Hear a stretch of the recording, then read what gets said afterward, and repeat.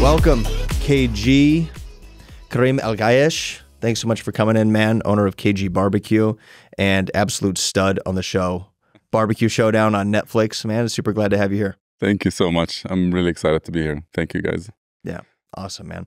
So, other than just a cooking style, what would you say barbecue actually means to you? Oh, wow. We're getting deep, huh? I told you. You're starting deep. We're going straight for it. Straight to the jugular. I mean, we're not slow cooking this like brisket. I mean, it sounds kind of cheesy, but like barbecue is life, you know? It's like, to me, like it kind of made up my whole life. Like when I had my first bite of Texas barbecue, even before that, because I love barbecue back in the Middle East. I never knew that barbecue was my destiny.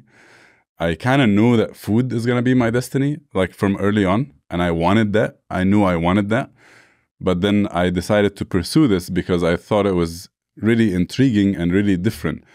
And I love barbecue. Back home, I love barbecue. I eat barbecue all the time. It's one of my favorite things to eat. And then I came here on a visit and I tried barbecue and I was like, what the hell did I just put in my mouth? Like, this is insanely amazing. So yeah, barbecue means everything to me. What was the first time you had Texas barbecue? It was Memorial Day weekend, 2012. Unforgettable weekend. It was my first visit to the US. I was here for 2 weeks to visit my uncle in Cincinnati. Okay. And I was here with my grandparents. They both passed away now. My grandma was the head chef of the family. She was a phenomenal, absolutely amazing cook. She's the type of cook that she can just whip, you know, a meal for 20 people and it's just like no big deal. Like she makes it so seamless. And unfortunately, I didn't get into cooking early enough in her days to learn from her. But she's the kind of person that she really taught everybody in my family. So they have been here before in the US to visit my uncle. My uncle has been here for like 20-something years. But that was my first time. And I came with them. And I told them I have a friend in Austin I would like to go to. And my grandpa was nice enough to book me the flight. And I came down for a weekend to visit my friend during those 2 weeks. So I landed in Austin and my friend took me straight from the airport to Rudy's. Nice. He's like, he wants to show me a good time in Texas, right? So you got to start with barbecue. So he took me from the airport to Rudy's. And I will never forget this because it's not many bites that make me roll my eyes in the back of my head. But that was absolutely one of them. I was captivated by the whole experience. Walking in, the smells, the flavors, the sights, the greasy, fatty brisket on the cutting board and the slicing it and learning about the whole process and craft. I love calling this a craft. It's an art. And just learning everything about it. The more I knew about it, the more I got fascinated with it. Because of how different it is from what I'm used to, right? When you talk about the whole receptive, you know, things in your body, like the way it looks, the way it smells. Like to me, barbecue in the Middle East, it's the smell of char, the smoky, you know, fatty meats that are grilled over charcoal, and all that fat dripping on the charcoal. It's an amazing smell, right? It's a smell that just can get anyone from anywhere. And then I saw what is done here, and it smells so different. It smells like a campfire, you know. It's a subtle, smoky smell with like this little hint of beef, black pepper in the air, you know. And then the cuts are so different. Like that's one of the most fascinating parts. The cuts that are used for Texas barbecue is like the opposite of what barbecue is. Like the throwaway cuts. Yeah, but it's also the really tough cuts. Yeah. Like the cuts that are so tough that the rest of the world just grinds it because it's like really tough and it's really fatty and it's so hard to cook.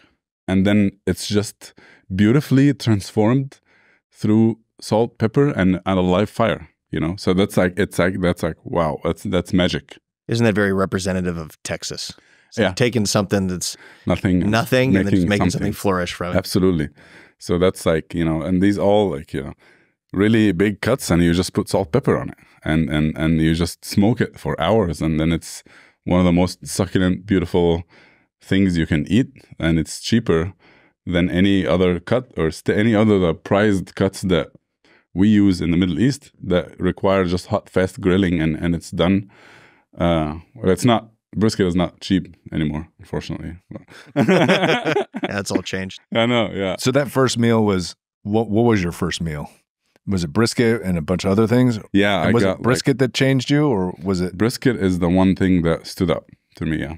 Because I'm a beef, I'm heavy on beef. I love beef and lamb. These are like my two favorite proteins. So basically just a walking kifta. Yeah, exactly. That's my new nickname.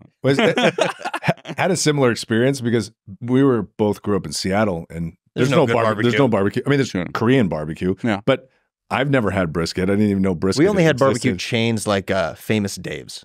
Yeah, that's all we had. And then when we came down here and we went to Terry Black's, and we had, brisket for the first time. Like, what is this? Yeah, we went to Stubbs, Terry Black's, tried the classics, and we're like, wow. All right. Yeah. Mind blowing. Yeah. It really is. It really, really is. But yeah, when I went to the Rudy's, I got the whole spread, Nice. I'm notorious for over ordering when I go out to restaurants. Like when I go out with my girlfriend, like she knows that. And she started becoming like me now when we go and order. Like I trust her to do ordering now. She'll finally order too much, which is what exactly. she's supposed you have to do. That's how you do it. Like you have to try everything, and you have to order too much so that you can have leftovers for the next day. Of course. But I tried the whole spread, I tried all the sides, and like whatever sounded good to me, I got a little bit of it.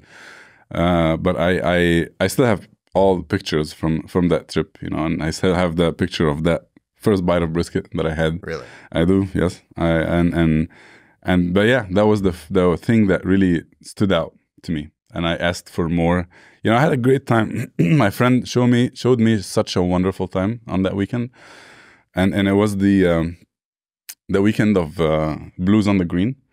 So he took me to that, and he took me to Hamilton Pool. And on the way back, we went to Salt Lake Barbecue, which used to be great. It's not. I don't think it's good anymore. Why do you think it changed? Well, maybe I also didn't have much experience in barbecue back when I tried it. I loved my experience over there. But then recently when I go, it's just, I never went in years. I think it's a great experience. It's a great place to be and hang out, but I wouldn't go for the barbecue. It can just happen to businesses where it's good for a while and just stuff happens and people get burnt out, things change, stuff happens, and just. I think as you grow, I think things just get harder to manage, and sometimes quality slips, So take me back to that first bite when you were at Rudy's and you ate the brisket. Like, what was going through your head? Were you thinking, I want to dedicate my life to this? Did that thought process happen yet? Or were you like just curious? Where were you? What was your brain thinking? I was like, I really fell in love with it. Like, I didn't know. I don't think all of these thoughts had developed back on that day. But it was like really quick after that. That as soon as I went back home, that's all I wanted to do. That's all I wanted to do, is to recreate this experience. But throughout this weekend, after I had this bite, I kept asking my friend to take me to more places. So this is like what I ate the most during that weekend, is I just wanted to eat more and more barbecue from restaurants and food trucks. And so that's like during that weekend, I don't think I had started thinking far enough that this is what I'm gonna do, or this is what I wanted to do. But I was just, I was really fond of it, and I wanted more of it. And then as soon as I went back home, this is all I wanted, was to recreate this experience for my people. When I went back home, I wanted to cook barbecue. I wanted to recreate this experience that I had and share it with my friends and family. And that's what I did for like 4 years, And I used to work in corporate finance in Cairo. I graduated business, Cairo University, majored in finance. And I fell into banking, it's not really what I ever wanted, but I just got a good offer from a good bank. So I decided to take it. And then I was stuck in it for 5 years. But I loved cooking. Like, I started cooking maybe when I was a teenager. I started hosting, I had my first dinner party to anyone that's outside of my instant family. When I was like 19 years old, I invited my friends and I cooked a nice spread for like 12 people. But I've, even before I started working in the banking, and when I was still in college, and I loved cooking. I loved cooking. And I even knew that this is what I wanted to do, but it's something that it's almost far-fetched and risky and kind of looked down upon, in the Middle East, that you gotta have you gotta fill the box, doctor, engineer, lawyer, like Eastern parents expect that of you, and if you don't become any of those, like you're kind of failing in life. So cheers to that. I'm one failed Arab. Yeah. Another one. My mom is Asian too, so I get Arab and Asian. No, it's double bad, dude. Asians are like also like yeah. It's kind of like your grandmother you were talking about. Maybe she was kind of pushing you along, or it's just that blood within you, and just to give to people and share and create community. Because it seems like you have so much more than just a barbecue shop. Yeah. You're doing so many different things of just sharing love and connection with people. Yes. And it just continues to expand. Yes. I think this is, almost like a nick that chefs have. I think this is the biggest driver why someone wants to become a chef or a cook, is their love for hospitality and their love for cooking for people and sharing their love for cooking with others. Because really, I mean, you can cook an amazing meal. Like I love doing that, right? I love my alone time as much as I'm social, and I love the crowd in the truck, and I love hanging out with people, but I need my alone time. And one of my favorite things to do is just to get a nice bottle of wine and stay home by myself, cook a beautiful dinner, and just hang out, watch a movie or a show. This is one of my favorite things to do. But it's not complete, like it's like, as much as I love to do that, but if you make a beautiful, amazing dish, you can enjoy it by yourself, but it's almost not complete until you share it with others. Mm-hmm. So I think this is really one of the biggest, and that's for me. I'm speaking for myself, and I'm speaking for other chefs that I've met, and they have this. We share the same thing. It's like we get so much satisfaction, and it's our biggest driver, that we love creating this art and sharing it with others and seeing how they like it. And it's a love language, Yeah. It's something that I realized about myself recently too. I love when people cook for me, And I think people can tell when they eat your food. Yes. How did you decide Austin? I bet a lot of Texans are listening and they're like, could have picked Dallas. He could have picked Lockhart. He could have picked wherever. Yeah. Why Austin? I know there's a lot of great places to learn from, but you decided to open shop here. Yeah. That's a great question, man. It's a very bold move, almost like because I wasn't planning to do that. I decided on Austin because I wanted to learn from the professionals here. Because going back a little bit, I tried this barbecue, and then I went back home, and for the next 4 years, from 2012 on my visit to 2016 when I moved to Texas, these 4 years I cooked a lot of barbecue back home, because I was building myself up, because now the idea was cultivating in my brain, and it was like, okay, this is what I want to do, because I have been wanting to be in the food industry, cook for a living. And then I had so many concept ideas. Like, okay, if I do this, what am I gonna do? What am I gonna bring to the table in Cairo that is, has like a ton of people, and it's extremely saturated with great food? What is something that is so different that will work really well that I can bring to the table? And as soon as I came back and I started cooking barbecue, I'm like, no brainer. That's it. Like, this is something that I was thinking about it also from, a business entrepreneurial perspective. Like, this was like a great opportunity. Like, I found the thing that is different, and I'm sure that Egyptians would love this, because we love barbecue. We love heavy meats. Like, we love eating meat, breakfast, lunch, and dinner. We're heavy meat eaters. During these 4 years, I cooked a lot. And the only vessel or equipment that I found in Egypt was your classic Weber kettle grill, which is one of the most primitive, basic vessels you can smoke meats on. So I tried all kinds, all kinds of the snake method and the indirect cooking and direct cooking, reverse sear, and all different cuts. The biggest challenge was finding briskets. Because in the Middle East, so now, right, barbecue now is getting very popular. In my opinion, it's one of the hottest cuisines internationally. Everybody wants to do barbecue. Is it growing a lot in Egypt too? It is. It's insane. I'm getting approached now by big investors in Egypt, big restaurateurs in Egypt that want me to go over and open up barbecue over there. So I told them I'm happy to consult for you. Like, I'm happy to go over and build you a menu, build you a concept, but stay away from KG BBQ. It's not time. It's not time yet. KG BBQ will go to Egypt, but it's not time. So barbecue is getting pretty popular now in Egypt and the Middle East, and it's a whole business. It's a whole business. Like, so I know people that come here and learn barbecue. There's a guy, Max. Shout out to Max. He's Italian. I've trained with him in some of the same places. We have a very similar story. He came from Italy, learned all about barbecue, but he took a different route, which is like, hats off for him. Like, it's a really cool thing that he's doing, that he's going all over the world to consult. So he's traveling. He's in different country every year, opening up restaurants, opening up barbecue shops, which is it's a really cool thing what he's doing. And he was the guy that went to Egypt to open up like one of the biggest joints in Egypt, and which pissed me off a lot. I was like, the hell, guys. Like, my turf? Right here. Yeah, my territory. Go to other places. Speak your language. So yeah, there is a lot of barbecue joints now in Cairo. The biggest one of them is called Longhorn Texas Barbecue. Yeah. Awesome.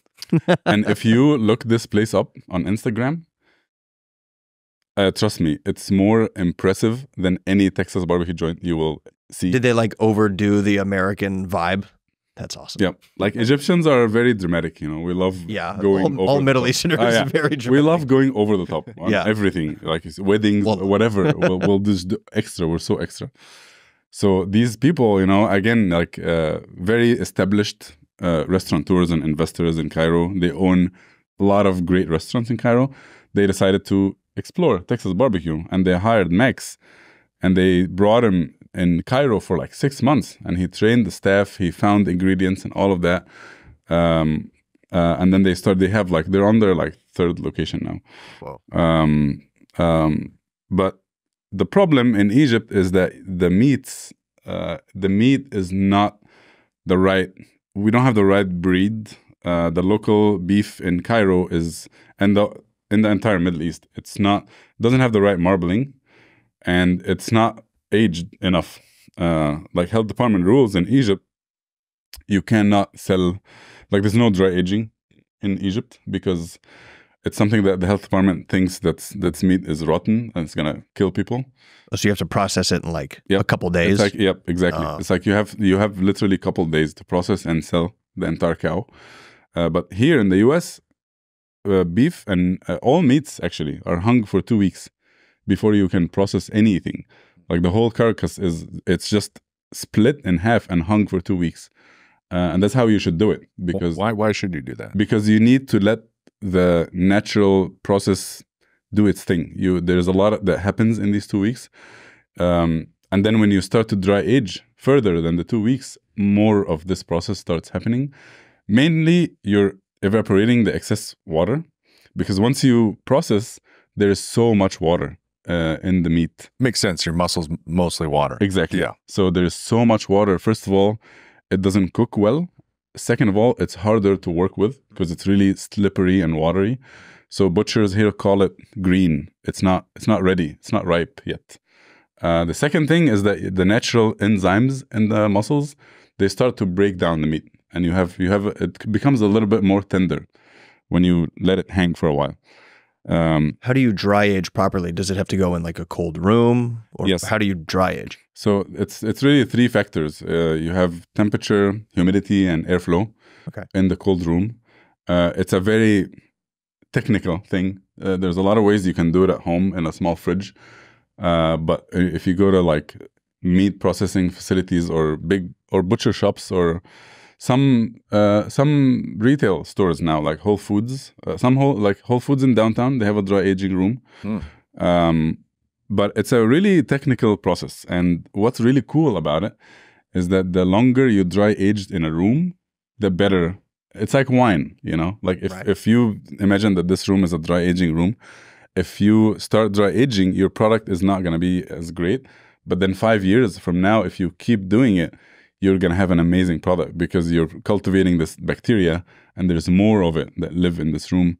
So it's all about putting these large cuts in a room that is temperature, humidity, and airflow controlled.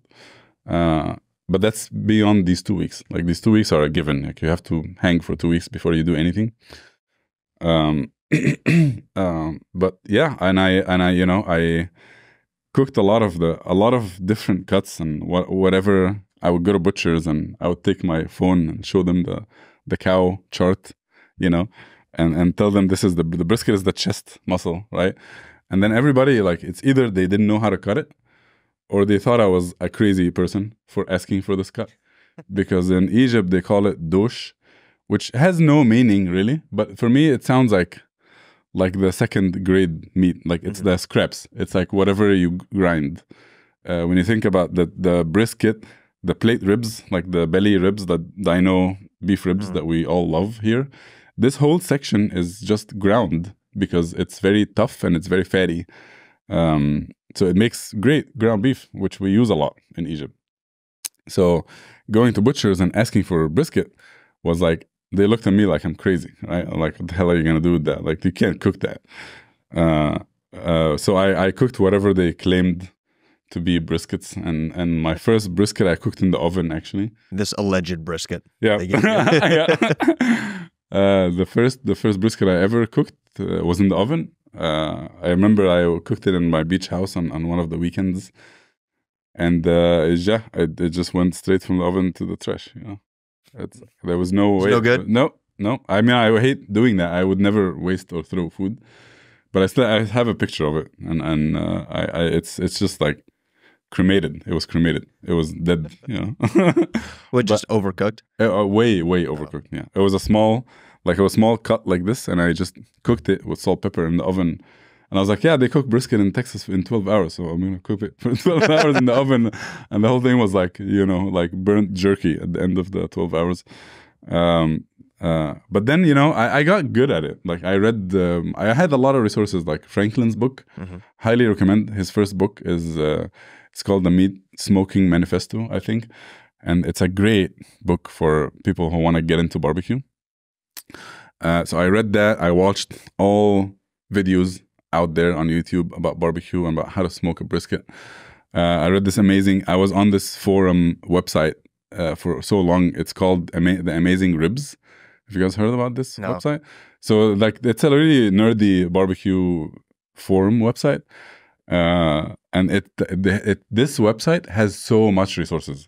Like if you go there, people post everything. It's almost like a barbecue Reddit. Wow. Like people post recipes, rubs, smoking techniques, there's videos, there's instructions about everything you can think of that people that all love barbecue. It's a big community. So all these resources, it's a beautiful full circle that happened a few months ago that the founders of this website showed up in my truck. And yeah, there were 3 guys and they were like, we're the founders of Amazing Ribs. And I looked at them, I was like, wow, that's so cool. Because like, you were my resource, you know, like these people were my resource when I first started in Cairo. So that was really cool. But then, yeah, and like I got good at it, like because I cooked so much of it. But it wasn't long, you know, like it was a few years until I realized then like I have to go back to Texas to learn from the professionals. And that's why I chose Austin, because Austin is the Mecca. Like Austin is the Mecca of barbecue, you know. It's like, this is where, yeah, of course. Austin, I mean, when you talk about Texas barbecue, this is the most serious city in the world that does Texas barbecue. The best people are here in Austin. And I wasn't even thinking I can compete with them, right? And I was and then you literally did on Netflix. And I was, yep, exactly. Yeah. What now? Yeah. Like, let me show you how it's done. Yeah, I love that show. And then I remember seeing you, because we've been to your barbecue spot a bunch of times. And I was like, oh, shit. He's on the show. And I was rooting for you the whole time. You made it pretty damn far. After everybody listening, if you haven't seen the show, go watch it after. It's such a cool show because everyone seems like, and you can tell us what it's like really behind the scenes, but it seems like everyone's so friendly and kind, and the judges seem like they're on a whole nother level, and they're hard on you when they judge you. Yeah. Right? Yeah. And it seems like a very intense challenge, like boom, boom, boom, boom. Yeah. You know, I walked into this show thinking it would be cool to judge it one day. And then on day one, I was like, hell no. Really? Why hell not? no, I would never do that. I'm going to try to be careful with what I say here. But, you know, it's not a pure, like the whole, it's an American reality TV show. Right. Right? So you can't expect everything to be wholesome and pure and like that it's just all about barbecue, period. You know? There's a lot more. There's a lot more of... do tell. Yeah, that's one thing I wanted to talk to you do about. tell. Was obviously, reality shows, some of it is staged, and they, you know, tell you to do this, tell you to do that. So I was curious because this one seemed more authentic, but how much of it truly was authentic? Yeah, to I mean, the degree lot, that you can a lot disclose. of it, a lot of it. But like I said, like I went into this thinking it would be cool to judge it, but like I was like right away, you know, from the first hour and the first episode, I'm like, no, this is not something I would ever do. You know, a lot of it is, you know, it is real. Like the challenges are real. What they tell us is real. Like the time is real. Like everything is real. But there is, what I'm learning is like, yes, I love being on in front of the camera and doing cool things like that. But like in this industry, I'm grateful that I've done this show. It was a really tough experience, really tough experience. We were out there for a month in Atlanta, and it was a long days, cold, like a rough conditions. So I'm glad that I've done it. I don't regret doing it. It's gotten me a lot of traction. My favorite part, my biggest takeaway is meeting the cast, the rest of the contestants. Some of these people are my friends for life now. Like we are so tight together. Like Gerald, shout out, Big G. I love this guy. You guys saw us, like he chose me on the last episode to help him. And this guy, we talk all the time, and he came and he helped us when we went to Miami and we went to LA this year to serve our food in Infatuation. He was there. Like I told everybody that we're going to LA, we're going to Miami, and Gerald was like, "I'll meet you there and I'll help you." And some of them are coming to us in October this year. We're doing Formula One for the second time this year. So I believe that Shatika, Luis, Gerald, and Melissa are going to be here to help. You'll be serving at Formula One. Yes. Oh, we're going to be serving rice bowls, lamb chops, and our hibiscus tea. Last year we did it.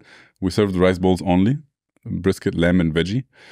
And it was an insane experience, like insane experience. We cooked 140 briskets and 125 lamb shoulders. And we were like machine. Like I went over, I had a really good time, like designing. They gave us a 20 by 20 tent with, you know, power, water, like you get everything. Like it's a really nice setup that we get there.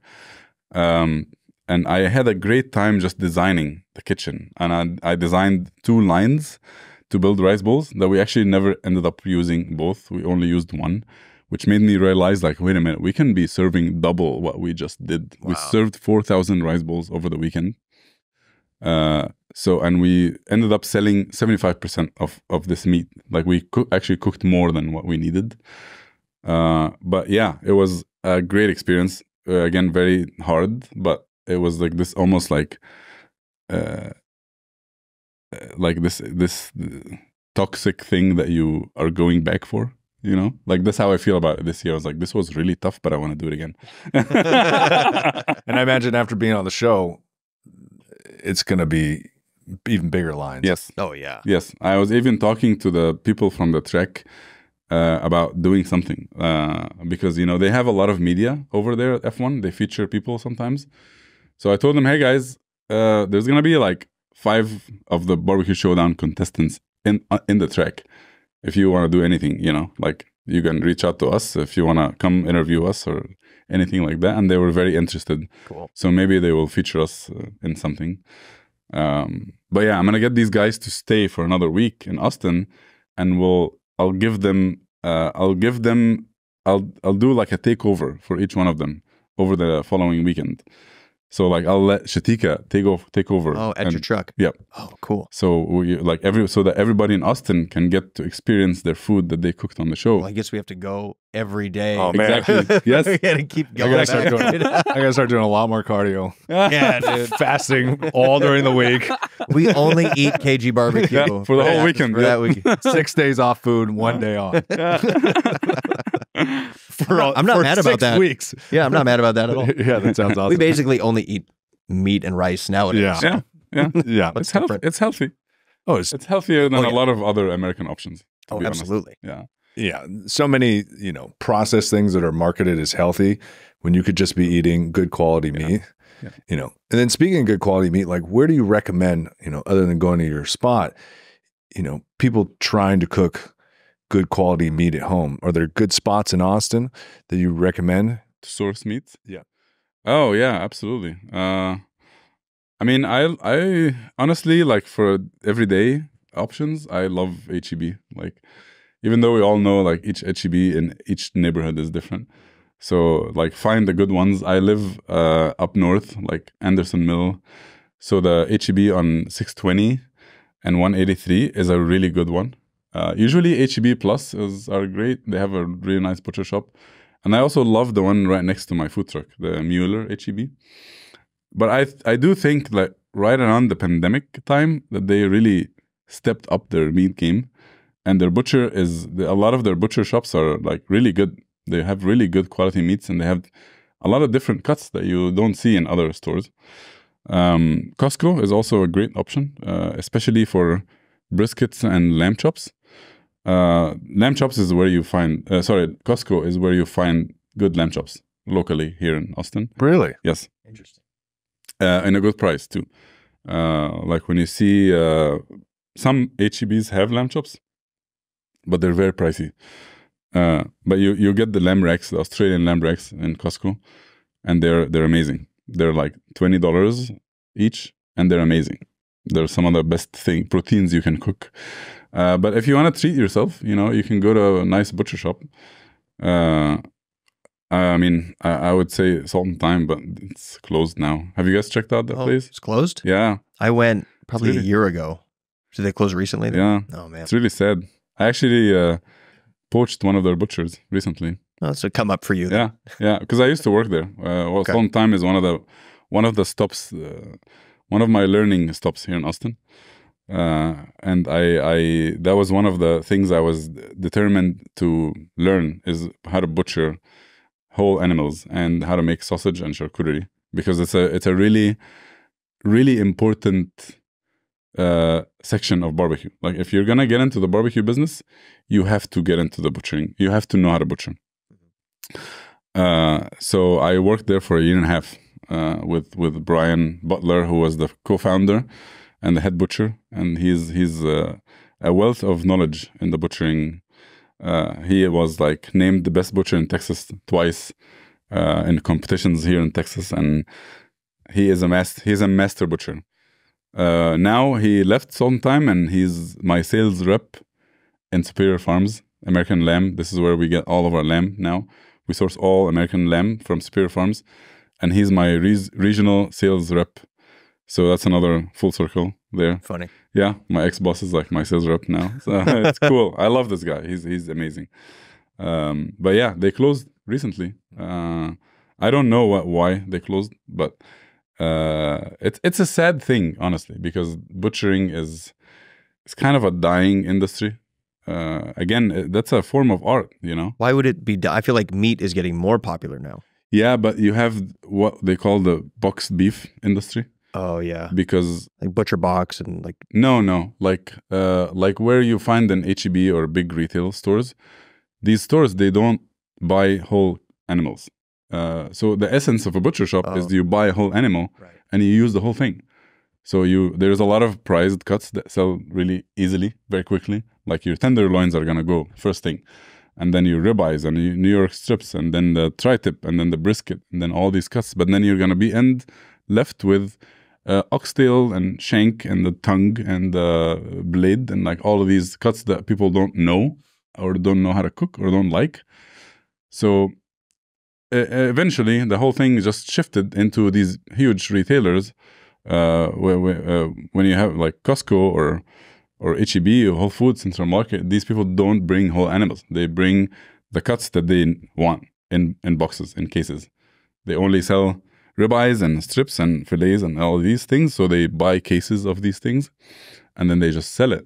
So what do the farmers end up doing with the tongues and the oxtails and things that they don't sell much of? It's all processed foods. Okay. Like the hot dog. It goes into your McDonald's burger. Exactly. Yeah. Your hot dog, that's a great example. Yeah. There's a lot of stuff that can go in a hot dog that you don't know about. Yeah. That I don't want to know about. Exactly. Because a hot dog is an emulsified meat. Emulsified means that think of it like it's a paste. So like when you go and eat a Texas style sausage, it has a coarser, even if you grind it a lot, sometimes I do like the finer, I don't like that really coarse texture when you come to sausage. But there's a difference between making sausage and making an emulsified protein like the hot dog. So the hot dog, when you break it open, or the texture of it, it's very rubbery because this has been chopped in a huge chopper and it's just been beaten up so much with milk powder and a little bit of water. So it becomes, when you look at it, when it's raw, it's like a pate. Yeah. You don't have a ground meat texture anymore. So you can hide anything. You can hide organs, you can hide like anything in the hot dog. So that's where all of the undesirable cuts. So your hot dog is mostly tongue and organ and undesirable. Yeah. Chunks. Which is nothing wrong with that. But like there's a lot more that they can put in it, like there's nothing wrong with any part of the cut. Organs are pretty healthy. Exactly. They're really healthy for you. Exactly. Interesting. I mean, I love, my favorite cut of beef recently is oxtail. Have you guys tried oxtail? Have you had it? In pho, my mom will use oxtail to cook pho. Yes. Yeah. Yes. I've never had that in pho, actually. What about it? Like, I saw a couple, we go to local pastures up here and get, Greek yogurts and milk and stuff like that. And they have all kinds of different cuts up there. And I've been seeing oxtail in there. Do you have recommendations how to cook it? Oh, yeah. Oxtail. So oxtail is the tail of the cow. And it's almost like, it almost looks like it has it's like a spine, because it has these sections in it. It looks like vertebrae kind of, right? Exactly, yeah. Exactly. And they're all, you can cut them. It's like the butchers call this term, it's a knifeable cut. You can cut through it with a knife. You don't need a saw. It's funny because I had this, they didn't show it on the show because me and Gerald cooked oxtail on the first episode. And one of the funny things that we share, we have an inside joke now, because Gerald was having a hard time cutting the oxtail on the first episode, and he was whacking the thing. He had a saw, he had a cleaver, and then all the way when he was like giving up, he asked me, I was like, "Hey Kareem, can you show me how to cut this?" And I just went there and was like, "Yeah, you just cut it, bro." And I just cut it. And so that became a thing. Just cut it, bro. Like, just cut it, bro. You should make a KG BBQ shirt. Just cut it. But the Nike symbol, but it's just like it's just a knife, dude. It's just an just cut it. I get 10% royalties on that. That's awesome. That's funny, man. But yeah, the oxtail is it's a very tough cut. So you have to braise it. You have to slow cook it. My favorite way to prepare it is Egyptian. Is a country style Egyptian cooking. Country style cooking in Egypt, it's all about clay braising cuts in clay pots in a wood fire oven. So basically, you get the oxtails, and you can actually find oxtails in HEB. They sell them in a vacuum sealed packs. So you get the oxtails, you rub them in your favorite rub. Salt, pepper works just fine. And I would sear it in a hot oven or in a skillet, and then take out the oxtails from the skillet and saute as much onions as you can fit in the tray. And then you can put the oxtails back over the onions and then cover the whole thing and let it braise on slowly. Honestly, like overnight is great because the best thing to do it is just to let it braise on at 225, like at overnight. Let it go for 8 hours at 225. So this way it doesn't overcook, it doesn't like shrink so much. And then what happens is like all of this fat will render and it will start caramelizing the onions, and then it's basically oxtails with caramelized onions. Wow. With all that fat from the beef. And then what I do is I get the oxtail and I shred them in the onions, and you mix the whole thing and you eat it with rice.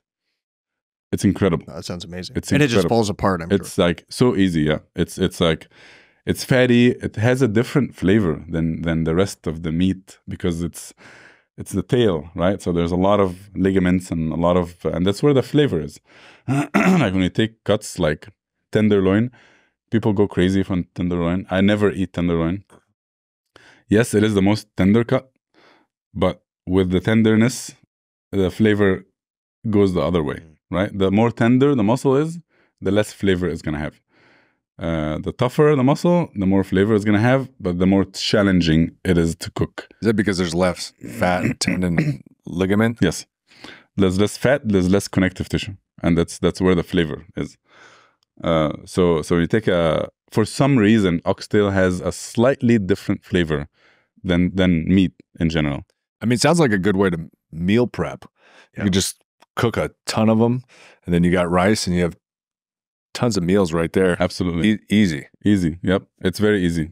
That's how I meal prep for myself too. I always cook. Yeah? I always cook a lot. Like when like I do love cooking at home a lot, right? But whenever I cook at home, it's funny because like my girlfriend makes fun of me whenever I cook, and it's just like, yeah, we're gonna cook dinner, whatever, tonight, and then I start cooking, and then we have like a lot of food, and then she comes and it's like, yeah, dinner for two, like just gets out as of usual, hand so fast. Yeah. It's like if I'm gonna cook, I want some have leftovers. I want do to it big. Exactly. Yeah, I'd love to dive into meal prep ideas because we're always cycling through, getting burnt out, cooking stuff, and we need better ideas. And sometimes we cook a steak well, and other times we don't. And then we just get lazy and we just chop it up and just kind of grill it in a skillet real quick. But what meats do you cook throughout the week to prep, and what do you recommend? I would say like when I do meal prep, my most frequently eaten proteins are chicken breast and fish. Okay. And I love either grilling or roasting them in the oven. So when I do meal prep, it's all about efficiency. Like how much food can I cook in the least amount of time? So I used my oven a lot. I did this thing in my career here in Austin. I did an underground Egyptian supper club in my home. And then when I started the supper club, it got very popular after a few months. But when I started it, I would invite 6 people in my dinner table and just cook a high-end, like 6-course Egyptian meal for them. And I wanted to utilize my grill a lot. But I found that I worked this thing by myself, and I was just like shuffling between inside and outside. And then I started learning how to use the oven to mimic any char or anything that I wanted to do. So if you have a good oven, a good convection oven with a good broiler, you can get really amazing results. And that's what I use my oven a lot.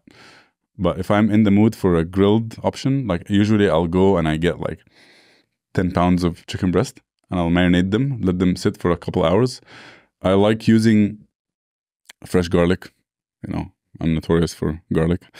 Classic Arab. Classic. Yeah, exactly. Yeah, it's like garlic. I'll just eat it raw.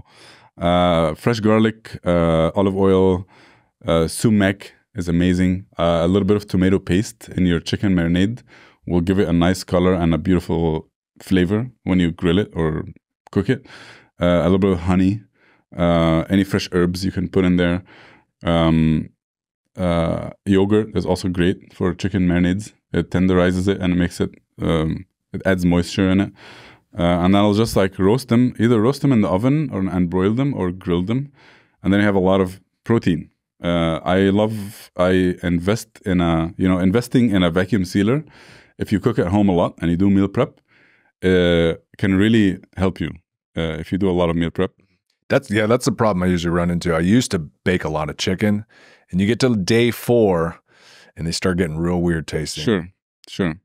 So I would invest in a vacuum sealer. There's a lot of cheap options out there. You just freeze them? Yeah. Vacuum sealing, it really holds food really well, especially cooked protein. If you cook a lot of protein, or even if you like, a lot of meats, so you find a good deal on a meat in the store, you can buy it and you can portion it and vacuum seal it. Even for barbecue, even if you cook a brisket and you have leftovers, vacuum sealer, if you cook at home, it's a great tool.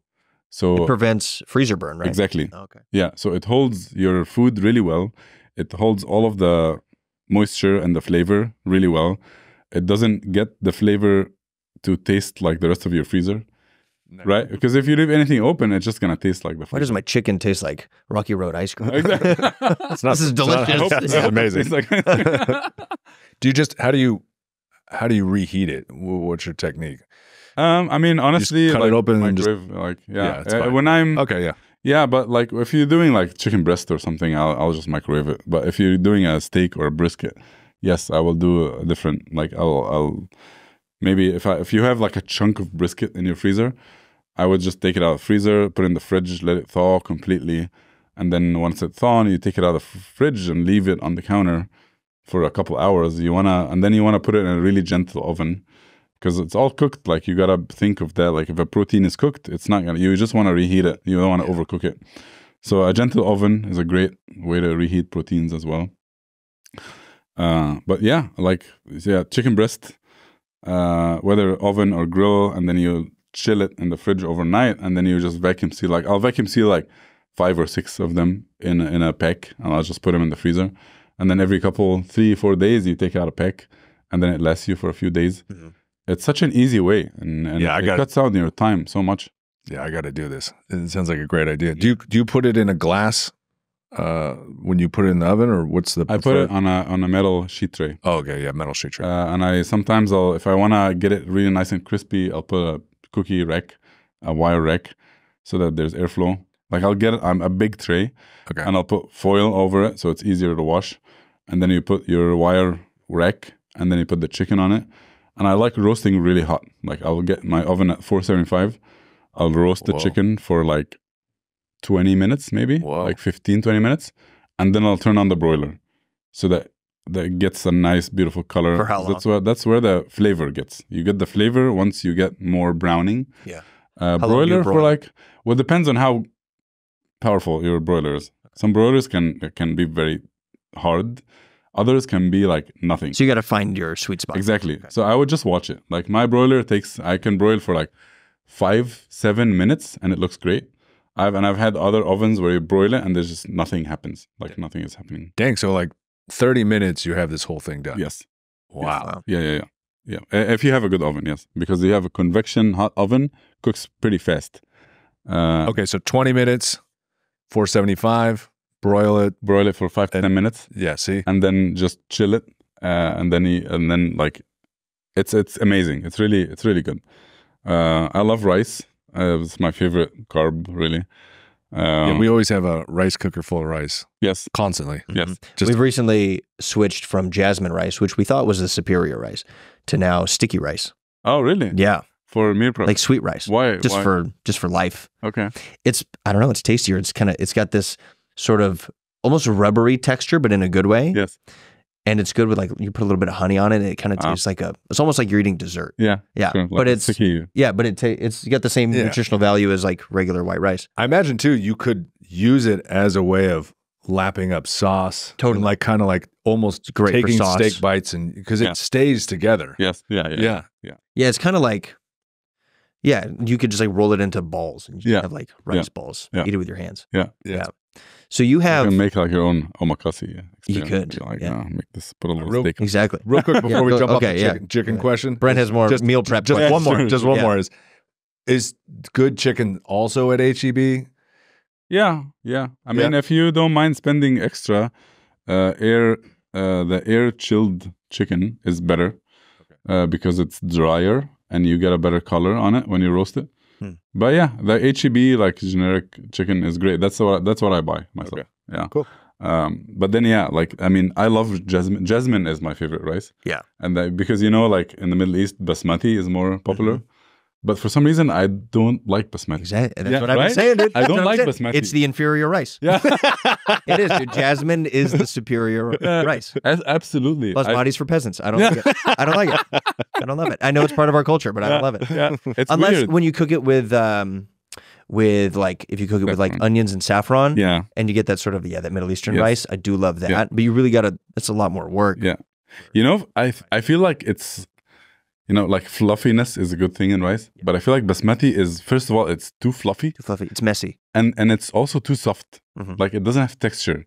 When you eat it, it just kind of disappears. It's dust. Yeah, it's dust. It's literally, yes. You're right. Dude. You're right. Like when you have jasmine rice or like sushi rice, or it has a bite. It has texture to it. Yeah. So that's why I didn't choose basmati in my food truck. We don't do basmati. We do jasmine when we do rice bowls. That's why we like it so much. Yeah. But then you have, I love wild rice too. Like if you want to go healthy. That is the healthiest choice. Yeah. Because you get the fibers, you know, like white rice has no nutritional value. It's empty carbs. But when you get the wild rice or brown rice, you're getting some fiber. So it's better for you. And I like it too. If you cook it well or with some flavors, you get a similar experience. It's not better as far as dining experience, but you can have a healthier version. And then vegetables. I mean, I love vegetables as much as I love meat. So I do a lot of like. Sometimes I again use the oven and roast vegetables with a similar marinade. Honestly, like you can get like cauliflower, broccoli, green beans, Brussels sprouts, anything that sounds good to you, and I'll just cut them all up. And I have my biggest mixing bowl at home is like this big.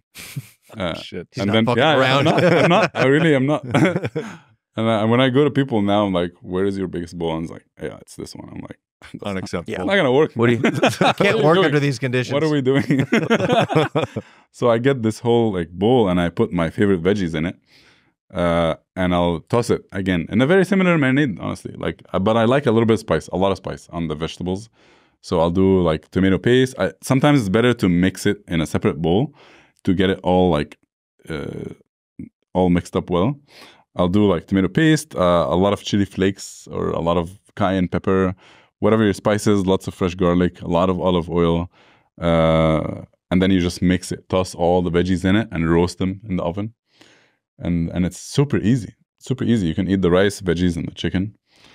I love a good pasta salad. That's one of my favorite meal prep.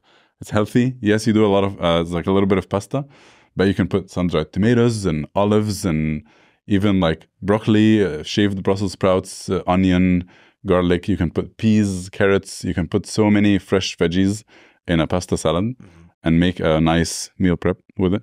And there's so many good pastas now that are coming out that are like chickpea based Exactly. or bean based, and they taste like Yeah. real noodles, and then you're not eating just Yes. gluten. Yes. Exactly. Yeah. If you had a meal prep service, I would totally Yeah. be down to subscribe. I would absolutely be down to I'd be subscribe. poor because I would just buy all of KG's food. Yeah, because at your truck you have a lot of distinct flavors, and you have a very famous like pomegranate barbecue sauce, which we cannot reveal. But how else have you incorporated the Middle Eastern flavors into the Texas barbecue? Because that's a very unique thing. Yeah. I would say my menu is like a blend. There's 3 components in my menu. There's components that are strictly Egyptian. There's components that are strictly Texas barbecue. And then there is a lot of creations that are in the middle.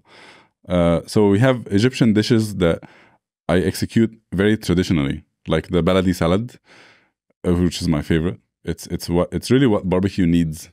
The baladi salad is tomato, cucumber, onion, dressed in a very vinegary, on the saltier side with cumin.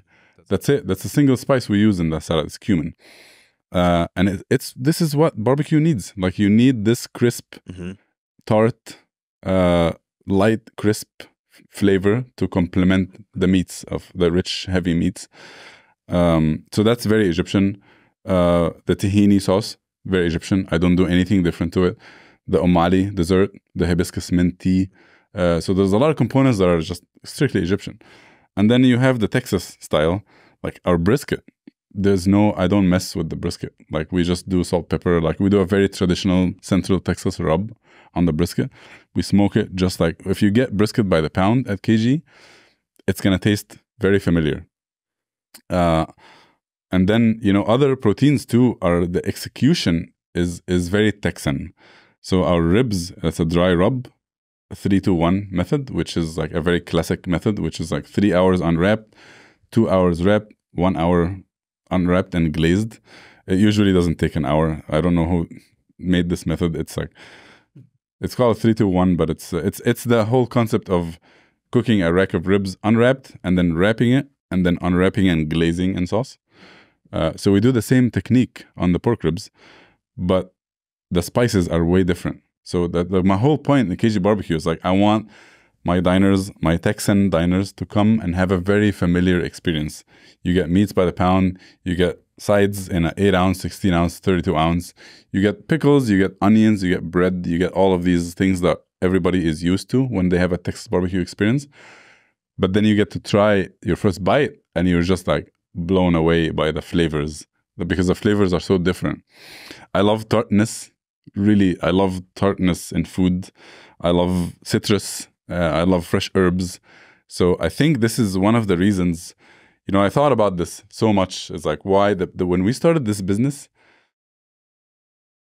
none of us expected this. None of us, like not me and my family and my investors. Nobody expected this growth to happen the way it did. And I spent a lot of time asking myself, why do you think this happened? And I think there's two main reasons. It's how close this is to me. Like this is not something that I'm doing for business. This is the outcome of the years that I spent in Texas learning and understanding this craft, and then making up a tray of barbecue how I would want to eat it. Like this is the food that I would eat. I'm not doing this for someone else. Like this is coming deep down from the bottom of my heart. And I think that shows in the food. And the other part is that I think that we are presenting a fresh new twist on barbecue that people didn't know they needed. Like barbecue is beloved, right? It's a super old tradition. But you go and you eat it and like people expect it in a certain way. And as much as I fell in love with it, I think it's hugely unbalanced. When you think about the meats on the side, when you think about the barbecue as a full meal, it's very unbalanced. Like it's something that you eat and you don't crave for a while. I'm talking about myself. Speak for yourself. I mean, honestly, like, yeah, I totally am speaking for myself. No, it's very true. I've been in a couple spots where they add what you're talking about, something that's got like a crunch, and maybe it's fermented or whatnot on the side, and it helps it. Yeah. It feels like it helps it digest. Yeah, like La Barbecue has that spicy cucumber stuff. Yeah, I love that. You always crave like something else. It really helps. Meat. Yes. Yeah, it really helps. Yep. You feel like you just digest it better. It just moves it through. Terry Black's the closest thing you get is creamed corn. Exactly. Yeah. Let's just wash it down with some mac and cheese. Yeah. And like that'll help it go through. And like a little bit of Big Red. Like, I hate Big Red, man. A lot of people love it, but I used to work in. Actually, it's weird. Like I used to work at Rollin' Smoke. Do you guys know this? Oh, yeah, love Rollin' Smoke. Yeah. And his ketchup, I don't know if he still does that, but his barbecue is a Big Red barbecue sauce. What? Really? And I hate Big Red, but I love his sauce. His sauce is weirdly addictive for some reason. Yeah. It is good. Yeah. I love the brisket taco. Yes. Tortilla, brisket, done. Yeah. Yeah. Easy. Yeah. Yeah. His truck now is right next to Quantos Tacos. Oh, yes. Have you been there? Yes. Yeah. And so my routine is I'll get one of everything at Quantos Tacos, and then I'll go get a brisket taco at Rollin' Smoke, and I'll have my tray of tacos just ready to go. Yeah. I love Quantos Tacos too. It's my favorite taco in the city. Whole city. Same. Yeah. Yeah. So like it's so fascinating too. And I think, your question of like, why did it blow up so fast? I mean, my theory is that the cultures between Egypt, like the Middle East, Egypt, and Austin are so similar. Yes. Right? Yes. And there's a huge love of food, huge love of community. Yes. Did you Did you notice like a big shift in culture when you came to Austin, or was it pretty easy to assimilate because people are so community-based and friendly? You know, I'm gonna actually be frank and honest about Austin being the reason why I stayed here. You know, I love how dynamic my journey has been, because I started out with a clear, simple plan. Like I'm coming here to learn this and go back. I never had any intentions of leaving Egypt, even though I have a lot of family abroad. My brother has been in Canada for, 12, 13 years now. But I never, growing up and being in college and working in Egypt, I never had the intention or the desire to live outside of Egypt. And then I came here on this journey, and then I started cooking and learning. But 3 months in my first job, I fell in love with Austin. Like, I really fell in love. And Austin, it does that to you. It's not, I don't think it's Texas. Like, I started understanding more about Texas and the culture of Texas and the South after that. But I fell in love with Austin first. And I feel like it does that to you. Austin is one of the cities that does that. It draws people in. It has a certain magic to it that people come here to visit and they end up staying. And Egypt is one of these places too. I have so many friends. I used to play rugby in Egypt, and there's a lot of expats and French and New Zealand and English people that play rugby. And so many of them were here on a job for like 3 or 6 months or teaching something, and then they end up staying. And one of them, one of a great friend, Benjamin, he's a French guy, and he, again, came to Egypt to live for a while and work. And he ended up staying, and I used to play rugby with this guy, and this guy is like, lives in like the most ghetto place in Cairo, and he knows like Egyptian songs, and like he's becoming full Egyptian. He speaks Arabic fluently. Wow. So it's really cool. Like, I feel like Austin does that to you, and there's a lot of simple but cool facts of resemblance, like the high level things, just like you said, like the hospitality, the way people here are. They appreciate community and love your neighbor, and their door is open, and we get together all the time. We gather around, and there's always food. Everything is about like getting together and eating. Like there's a lot of that sense in the Middle East. But then there's a lot of cool random facts that make Egypt and Texas are very similar. Like a lot of sayings that we have are very similar. Like Austin and Cairo are on the same latitude. Like, it's a really random fact, but they are. Yeah. Yeah. It's crazy. Like, it's a crazy thing. So I would say that Austin is the reason why I stayed here. Like, I wasn't planning to do that. I was here to learn the craft, go back. But then I was like, I really fell in love with it and the people here. Austin has the cool... nobody gives a shit about anything or any. Like, it's like you can be whoever you want to be. You can do or say whatever you want to say.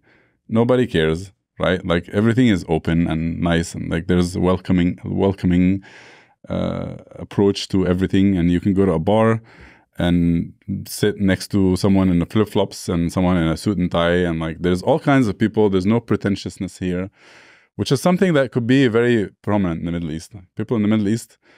There's a lot of different people in the Middle East, but there could be a lot of people in your business, Yeah. in the Middle East. No personal boundaries. Nope. In the Middle East. People talk about people. No personal space and no personal they'll get right in there. It's like, yeah, everybody's in your business, So that's something that was not here. I was like, oh, cool. You can just be whatever you want to be, and like nobody's gonna care, You said they had similar sayings? Yes. What are some of those sayings? Yeah. So, like I'll tell you what, people say that in Egypt, in Texas, right? Tell you what, and we say the same thing. We say "بقول لك إيه." It's like, I'll tell you what. It's the same thing. We say the same thing in Egypt. Wow. I can't remember. I have like a list. One day I want to write a book, about my journey, and I've been collecting on a Google Drive document like all these random cool facts, and I can't think of other ones, but there is a lot. There's a lot of things that we say, and like I say that when my girlfriend says something, I was like, wow, we say the same thing in Egypt. That'd be a good little Instagram series. Yes. Just drop one every once in a while. Yes. That would be totally cool. That would be really cool. Yeah. I like that. Yes.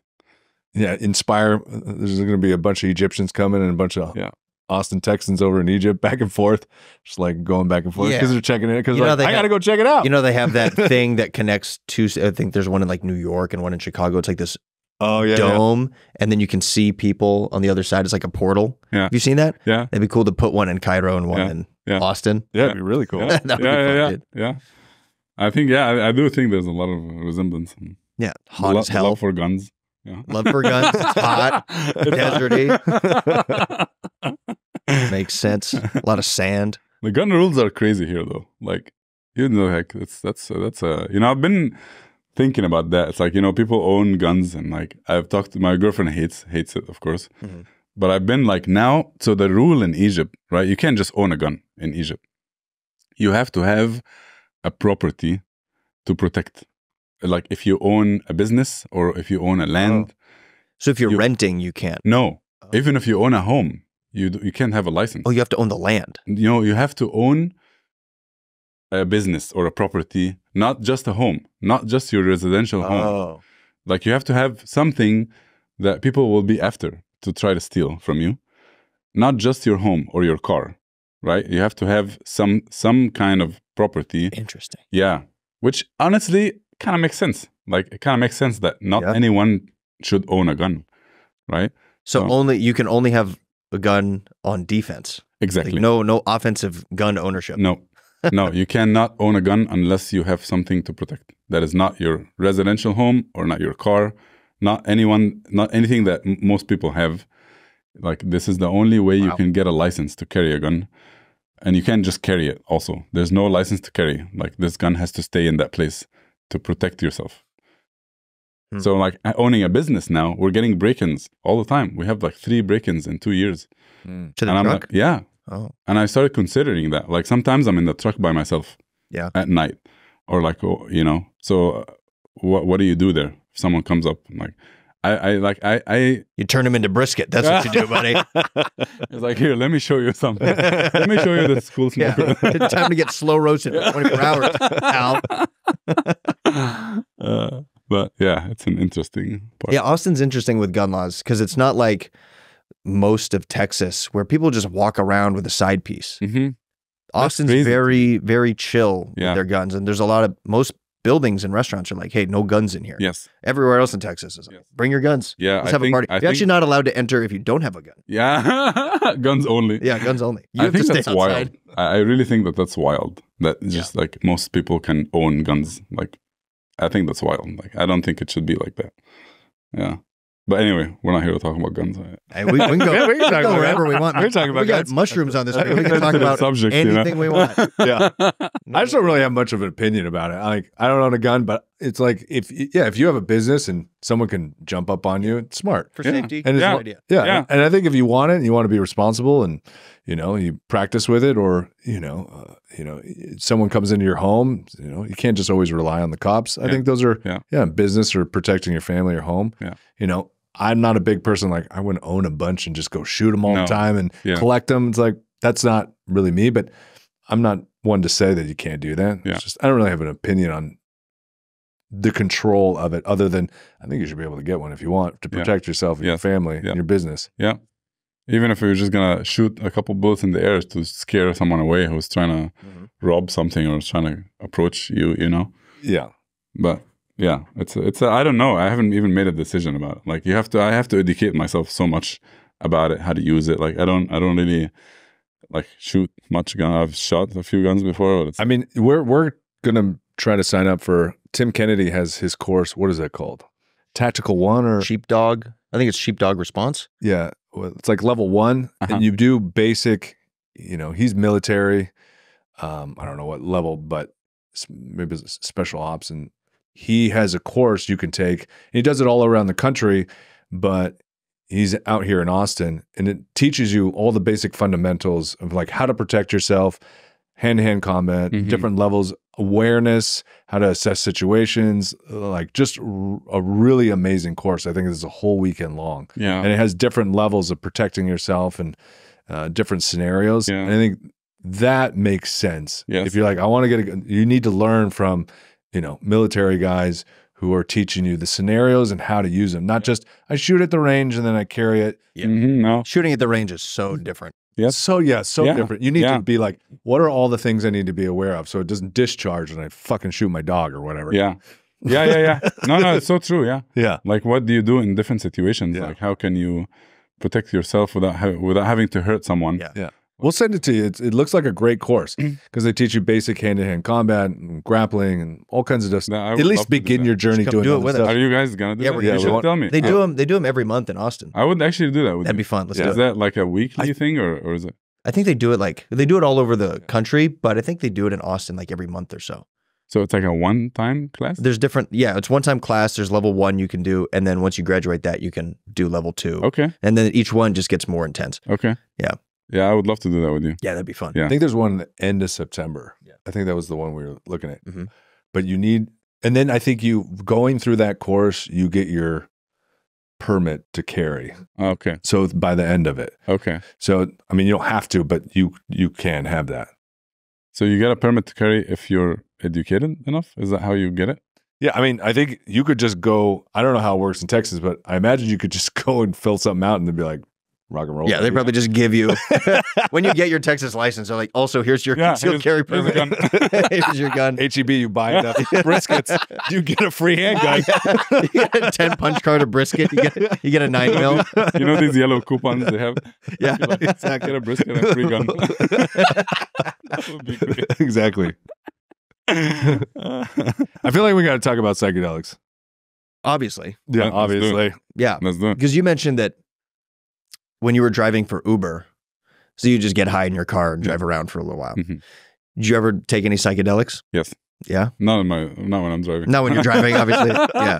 Good idea. Yeah. Yes. Smart. I love psychedelics. I really do. I mean, the only two that I've tried are mushrooms and LSD.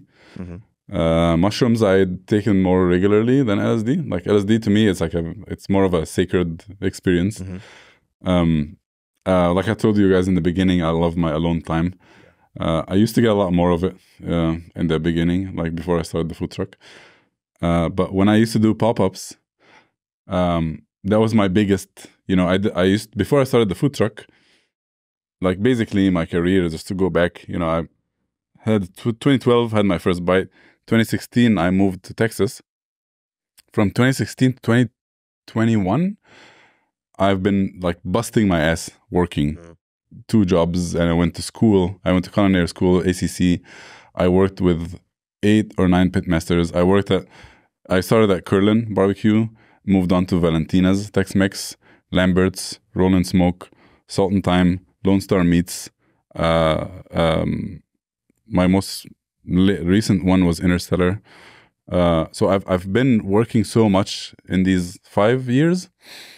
And then in 2017 is what the first year that I ever sell my food, which is like 1 year after I was here. A friend of mine, I was working at Valentina's, and my coworker told me that I have to cook for this little honky tonk down in South Austin called Giddy Ups. Do you guys ever heard of that place? Yeah. Yeah, it's sadly closing also. It kind really? of sucks because like all the places that I talk about, they're closing. Like all of the Stop places. talking about blazes. You're obviously causing this to happen. Is Giddy Up the one right by our house? Or what's that? It's on Manchaca. It's south, and then I think their logo is like a cowboy riding a horse, right? And the horse is jumping. I think so. Am I thinking of the right Yeah, place? they're like the slogan is the biggest little honky tonk in Texas or something. Yeah, I've driven by. I've never gone in. It's a beautiful place, man. Like it's a very old Texas honky tonk with a shuffleboard and honky tonk music and people dancing in a huge backyard, and it's an awesome place. So this guy is like hit me up and was like, well, these people want me to cook for them, and I'm gonna be out of town. Do you want to take my smoker and go cook for them? And I was like, yeah. I cooked a classic Texas barbecue spread over there. So that's the first year I cooked for myself, and then I really liked it. So I started doing it in different bars, and then throughout this, I started shifting from traditional Texas barbecue into starting slowly, very slowly adding Egyptian flavors, and then curating and adding and taking out what is not working, people don't like or what's not selling.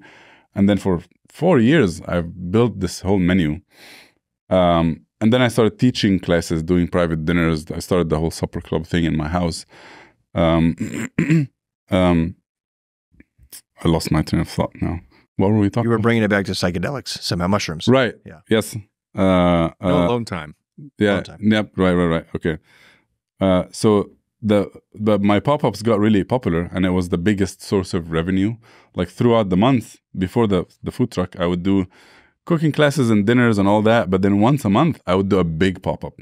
I used to pop up at Diaz Market on North Lamar, and that would be my biggest day. So after that day, after that week, I would always consistently pick a getaway in the hill country. I would go to different places. The most common one I used to go to is called the Getaway House. It's these little trailers out in Wimberley. And that was my zen time to deflate and de-stress from all this work. And all I would do is take a tab of LSD, cook, get my food, get my grilling, and I'd get like a little bit of wine. And I would walk. I'll do like, I will, chill during the day, go for a walk, go swim, go do whatever. And then around like early evening time, start a fire, take an LSD tab, and just stare at the fire all night. That's all I'm Beautiful. serious. I'm serious. Yeah. That's all you need. Yep. I even started a playlist. I called it, it's one of my favorite playlists, Spotify. It's called El Cabina, which means the cabin in Arabic. And I put all these beautiful music that you just like, it's a beautiful playlist. I just curated it over the years. And that's all I would do. I would just take my food and my snacks and my wine, and I would just sit and stare at the fire all night, being very high. And that was like, I would just like start, thinking about everything, and revelations would come to me. And like, sometimes I would have nothing going on in my brain. I'm just staring at the cracklings of the fire. And it was so nice. Like, I love doing that. What kind of impact did that have on your journey of building the truck and basically just life in general? I think it gave me, first of all, it helped me wind down, and it gave me more clarity in what I'm doing. Sometimes, like I said, I'll come to revelations, or it's like whatever. Like I will start having so many thoughts. My brain really never stops. So when I'm staring at this fire, sometimes I'm like, oh, you know what? I could do this thing. Like I could start doing this thing, or add this dish, or add this spice to that dish. Like I would come to things or realize things that I didn't even think about, just because I'm creating this space for myself, that would help me de-stress, deflate, clear up my brain, and then things would just come to me. So I would say it was helpful in that sense to help me de-stress and help me come up with new ideas in my career, whether it is food related or logistics related or whatever, really. So that's how it helped me. And other than that, I have an Egyptian friend, my best friend here. His name is Mo. Shout out to Mo as well. He's you guys should check out his band. Mo is a very talented guy that I met on the beach in Cairo on the Red Sea. And then we both ended up, we never talked. Like I met him like a few times. We hung out for a little bit. That was like in 2008 or something. And then our paths we split apart. We never really talked. And then I moved to Texas, and then he moved to Houston, and then moved to Austin. So we ended up in the same town randomly. So this guy is a very talented musician, and he moved here and he started playing music. He still has another job, but he finally started his brainchild project for a band, and it's called Caravan Strange. You guys should highly recommend that you check him out, because he does a really, like, if you guys love, he does like psychedelic Egyptian music. Wow. It's really cool. I'm already sold. Seriously. Like I used to describe his music as Egyptian reggae, but the first time I heard him talk on his first show, he said that we play Egyptian psychedelic music. Wow. And you need to hear him. So during the pandemic, I would go with this guy. He's a super chill guy. And then we would either do mushrooms or LSD and just get high and go paddle.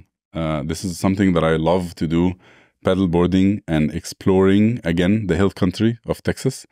and the lakes of Texas through just going on getaways and taking our pedal boards, getting high, and just going, pedaling in the water. It's so easy to forget to do that. I think it's so important when you have a business and a vision to keep staying true and connected to yourself, but then continue to expand it and build. I resonate with that a lot. Like before I moved to Texas, I drove all the way down through Washington. Before I came in Santa Fe, I stayed in a little Airbnb, just took a bunch of mushrooms and just processed everything before I even came in. And it's we go to festivals as a way of kind of like renewing energy, bouncing creative ideas off, processing things, spending time just like being in the music. But I love this idea of like, we're in such a beautiful place. There's so many cool things in nature here to explore. And I think that's one of the beautiful things of psychedelics is you can just, connect with nature and yourself, and you can get creative ideas and relax and just process so much stuff. Yeah. I mean, imagine if you didn't do any of those things, I imagine things would be a lot different. I think so. I do think so. And like you said, I think one of the biggest benefits of it is connecting with nature. Because we are nature. We're a part of nature. And when you are in this experience, everything quiets down and you see nature. You start almost hearing and seeing nature in a different way. And it's almost nature will start communicating with you once you're in that space. And like I said, I think it makes you stop, Like we're always busy with the next move, like, well, my job, my career, my blah, blah. And you're always just so stressed out, especially with this culture here in the US. It's all about work. It's a very harsh culture, to be honest. Like I went back in the Middle East, it's not like that. Like you can, it's a very chill, it's a much more chill environment. Like here, if you arrive late to work, you can get fired. Like seriously, in Egypt, no way that's gonna happen. Like you have to really fuck up before you get fired. So the work culture here is so harsh. It's so harsh. So people are wound up all the time. Yeah. And I think that if you provide this space for yourself, and I think, a lot of people get a lot of anxiety from even thinking about being in that space or being that high. And I don't know how you fix that. I think that because I think that when you are high on psychedelics or even on weed, it just makes you dig into yourself. And I think most people don't like that. Like they don't like seeing in themselves. I think part of it is people haven't connected with themselves in so long. Yeah. And they've built up this image or self, and it cracks. And that's where I think sometimes anxiety comes from, is because it cracks that open a little bit. And they're trying to block out like what I should be doing, or it's like a full facade. And then they look in and they're like, whoa, that's too much. And they're just denying a lot of reality to themselves, and it can be really overwhelming. Yes.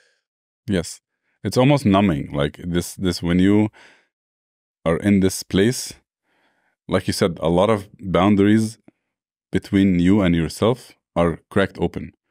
You are able to see, and a lot of people, unfortunately, most people have imposter syndrome, and most people are very harsh on themselves and all of their insecurities.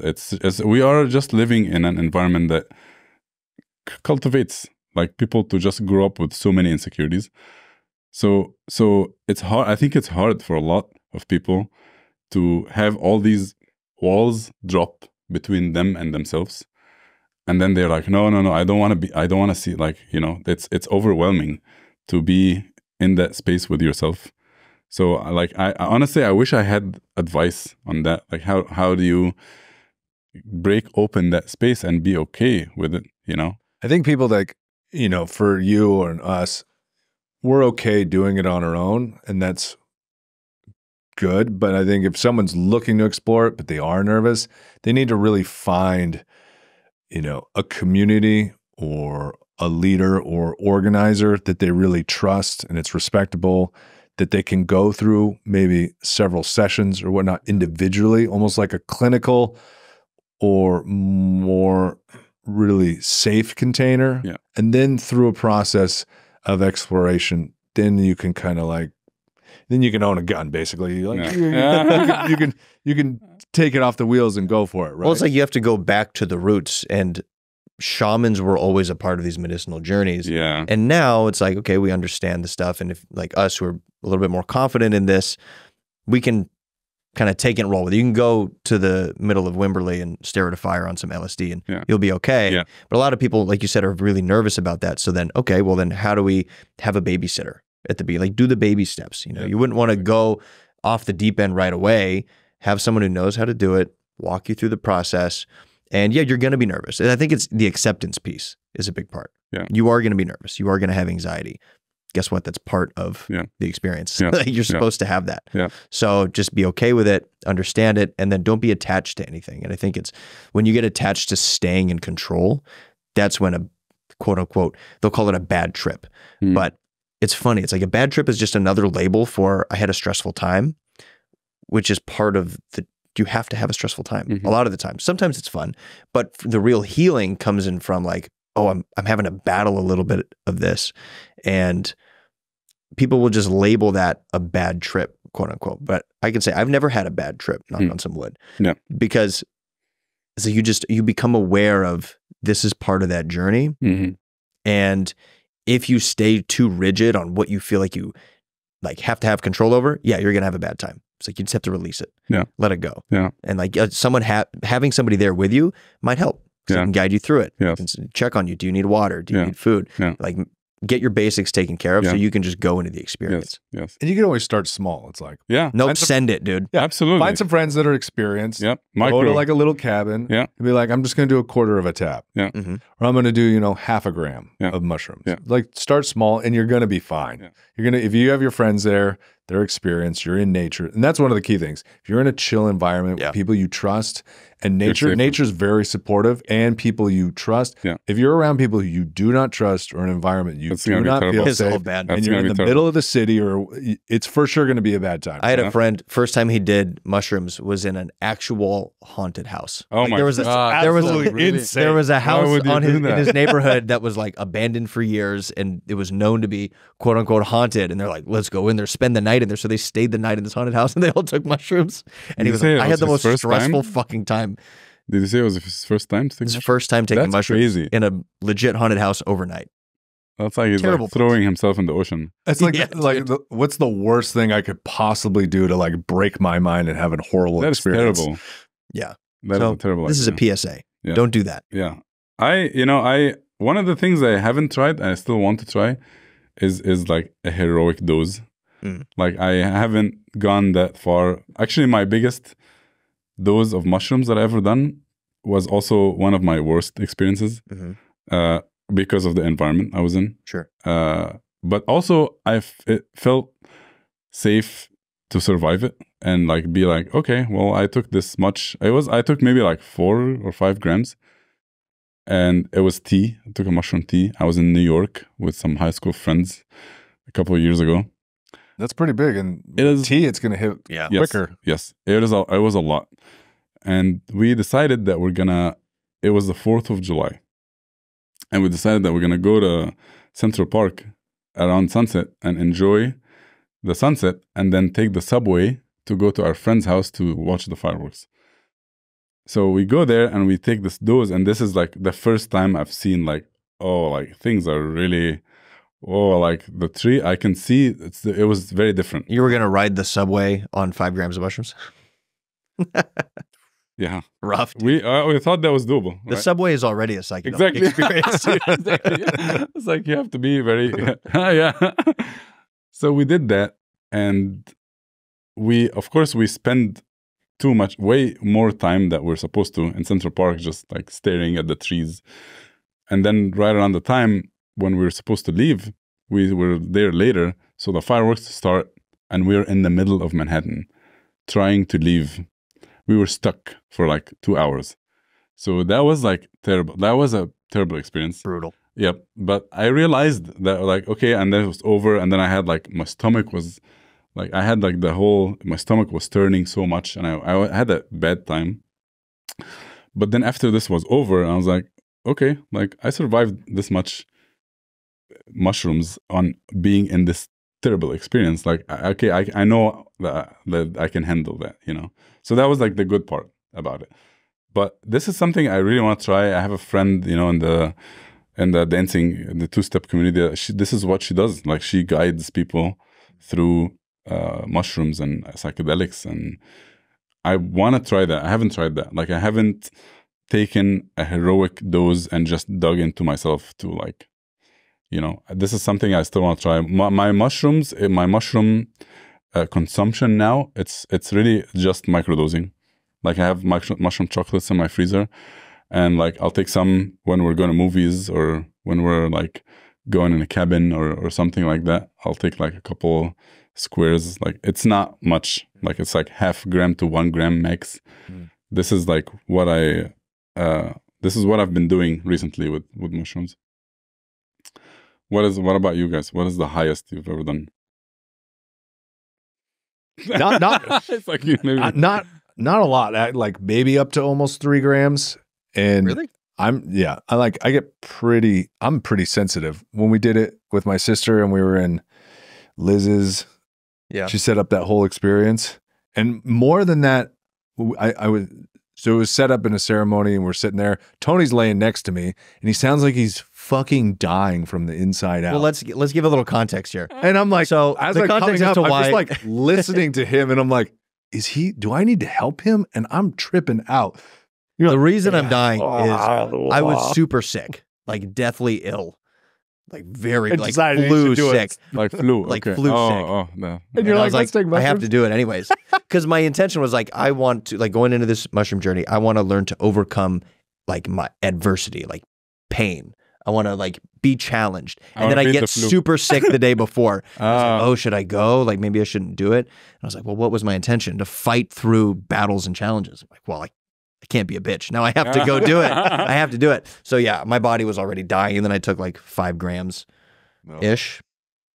And it was in this chocolate that she made that was so sweet and so rich that it made my stomach turn. Like that plus the mushrooms. And it made me purge like all the chocolate. So then eventually I was like, just give me like straight mushrooms. Yeah. I'll eat those. But the chocolate fucked me up. Yeah. But yeah, Brent was...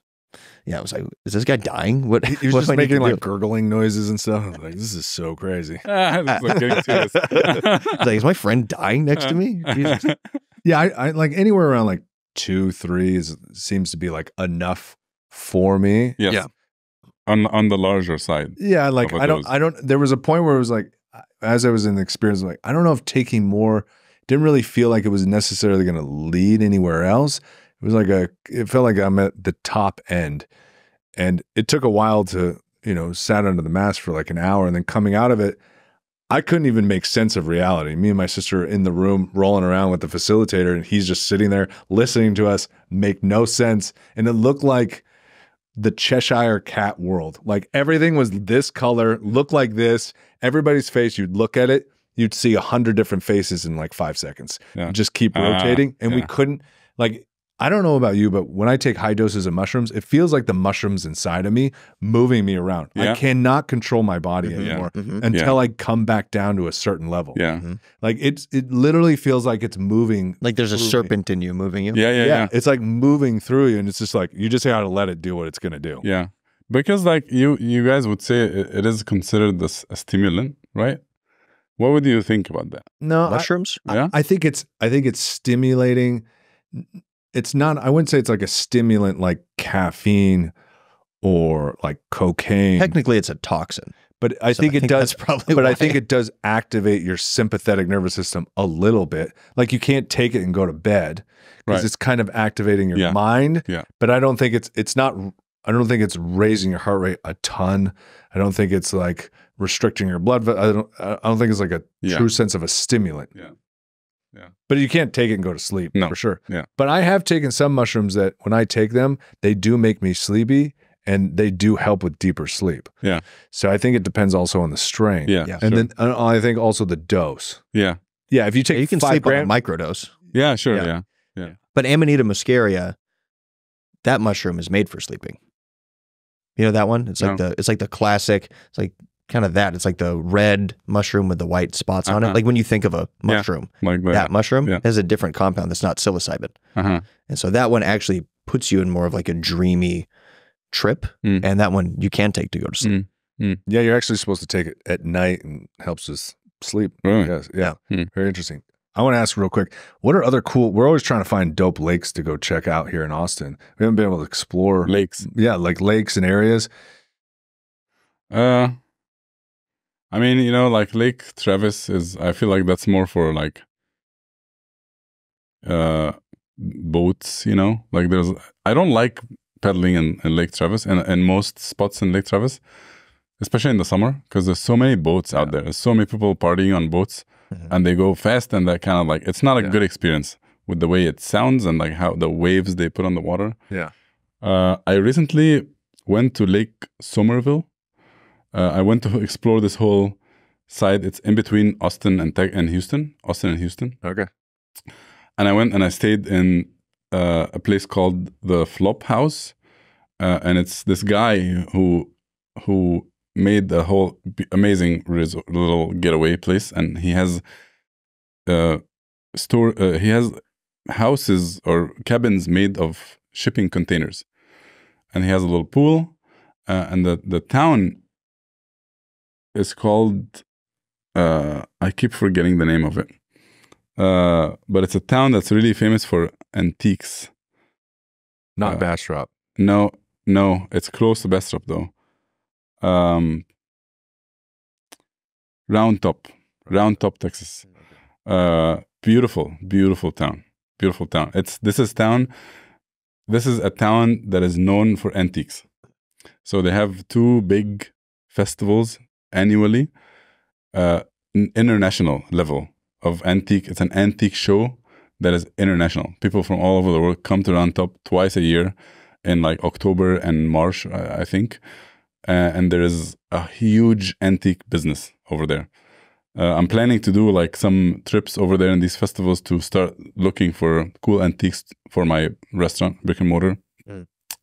But yeah, I met this guy on we connected on Instagram, and he loves barbecue, and he wants to do like a barbecue retreat, which I found was so cool. Oh, that's we awesome. start talking about that, and we can do like a whole retreat and invite like people who want to participate in that, and we can do a whole like weekend of barbecue and hill country, teaching.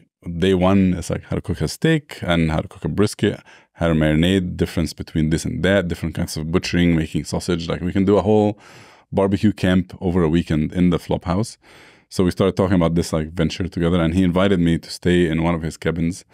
And then I went and I started exploring this area, went to the antique shops, super cool.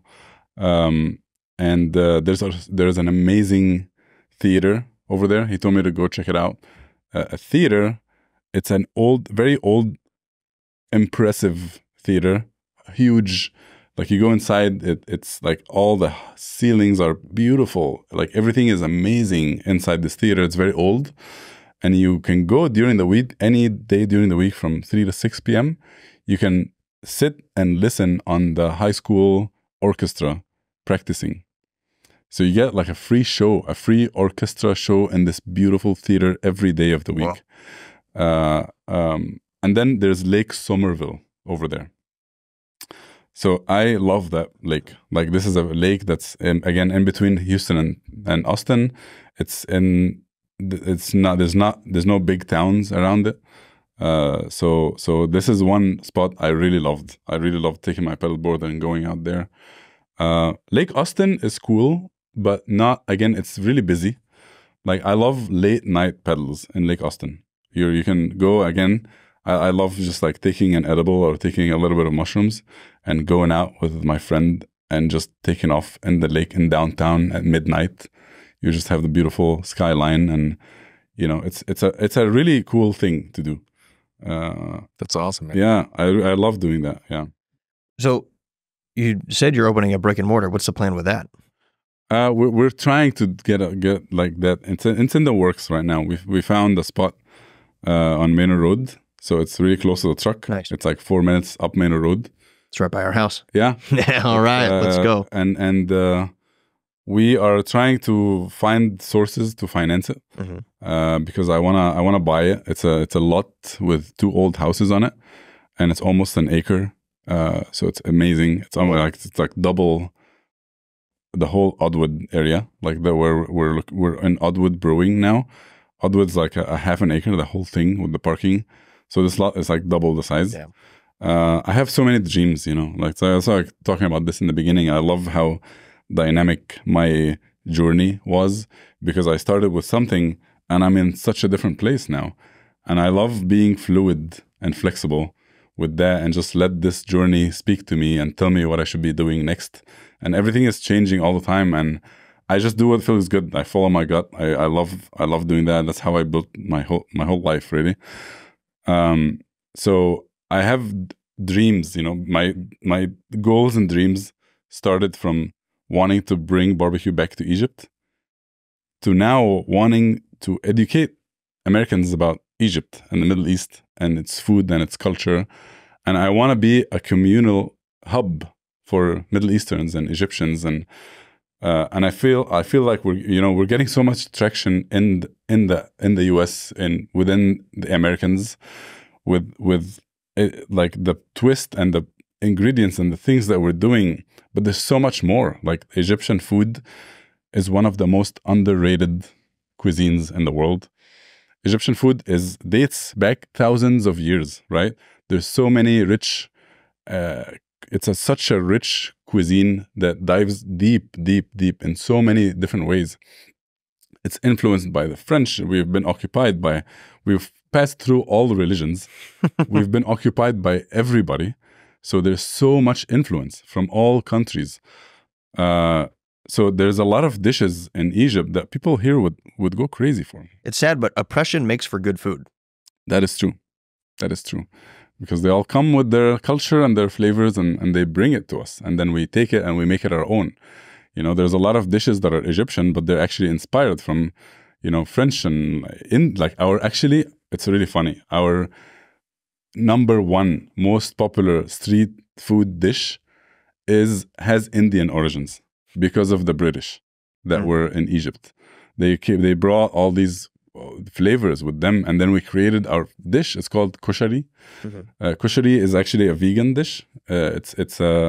It's a poor man dish, which is one of the things I love about Egypt. From all the oppression, people were so creative in making extremely highly flavored dishes with using no meats, with using no animal products, because they're expensive. So you have this dish called kushari, and it's carbs. It's rice and pasta in the same dish. It's actually 3 different types of pasta: spaghetti, vermicelli, and this little round pasta. I think I've actually had it. Yeah, it's like almost like a fast food, right? It's like it comes out quick.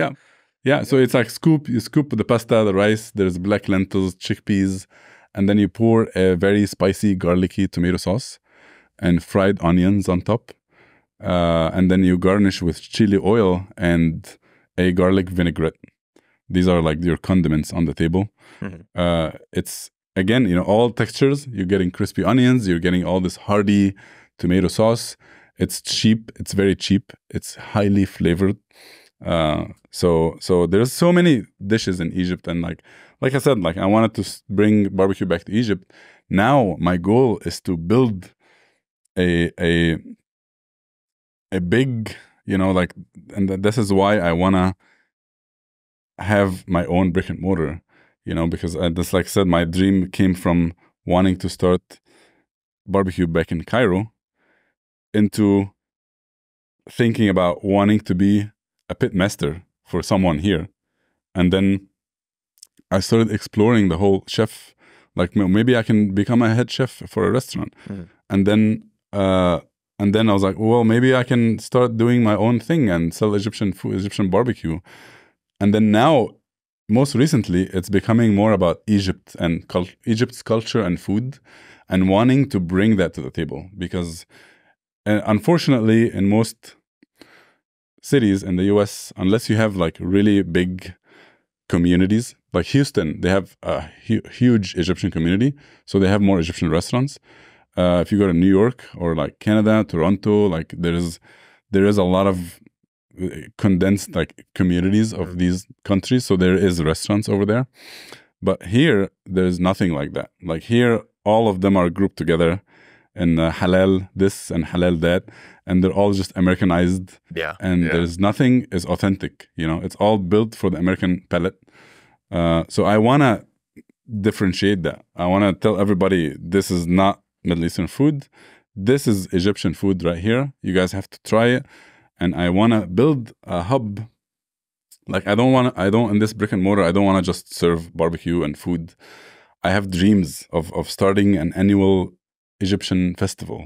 You know, I want to bring artists, I want to bring crafts and musicians and dancers. And when we host events and we throw parties, I invite belly dancers. And we're about to start a belly dance residency in Oddwood for like the first. It's either going to be the first Thursday or Friday of the month. Cool. We're going to have a belly dancer that comes every Thursday and Friday and just dances. And we're going to start the whole thing. We invite musicians and I love the art. Like I even want to have a little shop in my brick and mortar. Like I want to bring products from Egypt and spices and cotton and like all of these really cool things and artifacts and little souvenirs, and like people would love that, you know? So I want to have, my dream is to have this Egyptian empire of restaurants in the US and bring the finally, you know, shed the light on Egypt and its culture and its food. And then my girlfriend makes fun of that. It's like my retirement. She calls it like retirement, right? Like retirement plan is to go back to Egypt and make that first dream come true. Mm-hmm. I don't want to be in Cairo anymore, though. Even though there's more money and there's more business in Cairo. Where would you go? I want to be on the Red Sea. Like I think this is where my final destination. Like a little surf town? Yes. Like Hurghada? Yep. Hurghada. Yeah. Guna, El Guna. Okay. It's a town that is about like 50 miles north of Hurghada. Okay. But this is a town that was started by the wealthiest family in Egypt as a means of like this guy, like this family, it's a Coptic Christian family. They are the wealthiest and the nicest people in Egypt. They have so many businesses and so many industries, like huge businesses. So one of them started this town and he bought like a huge part of the Red Sea. And he started a city for him and his friends to park their boats and yachts.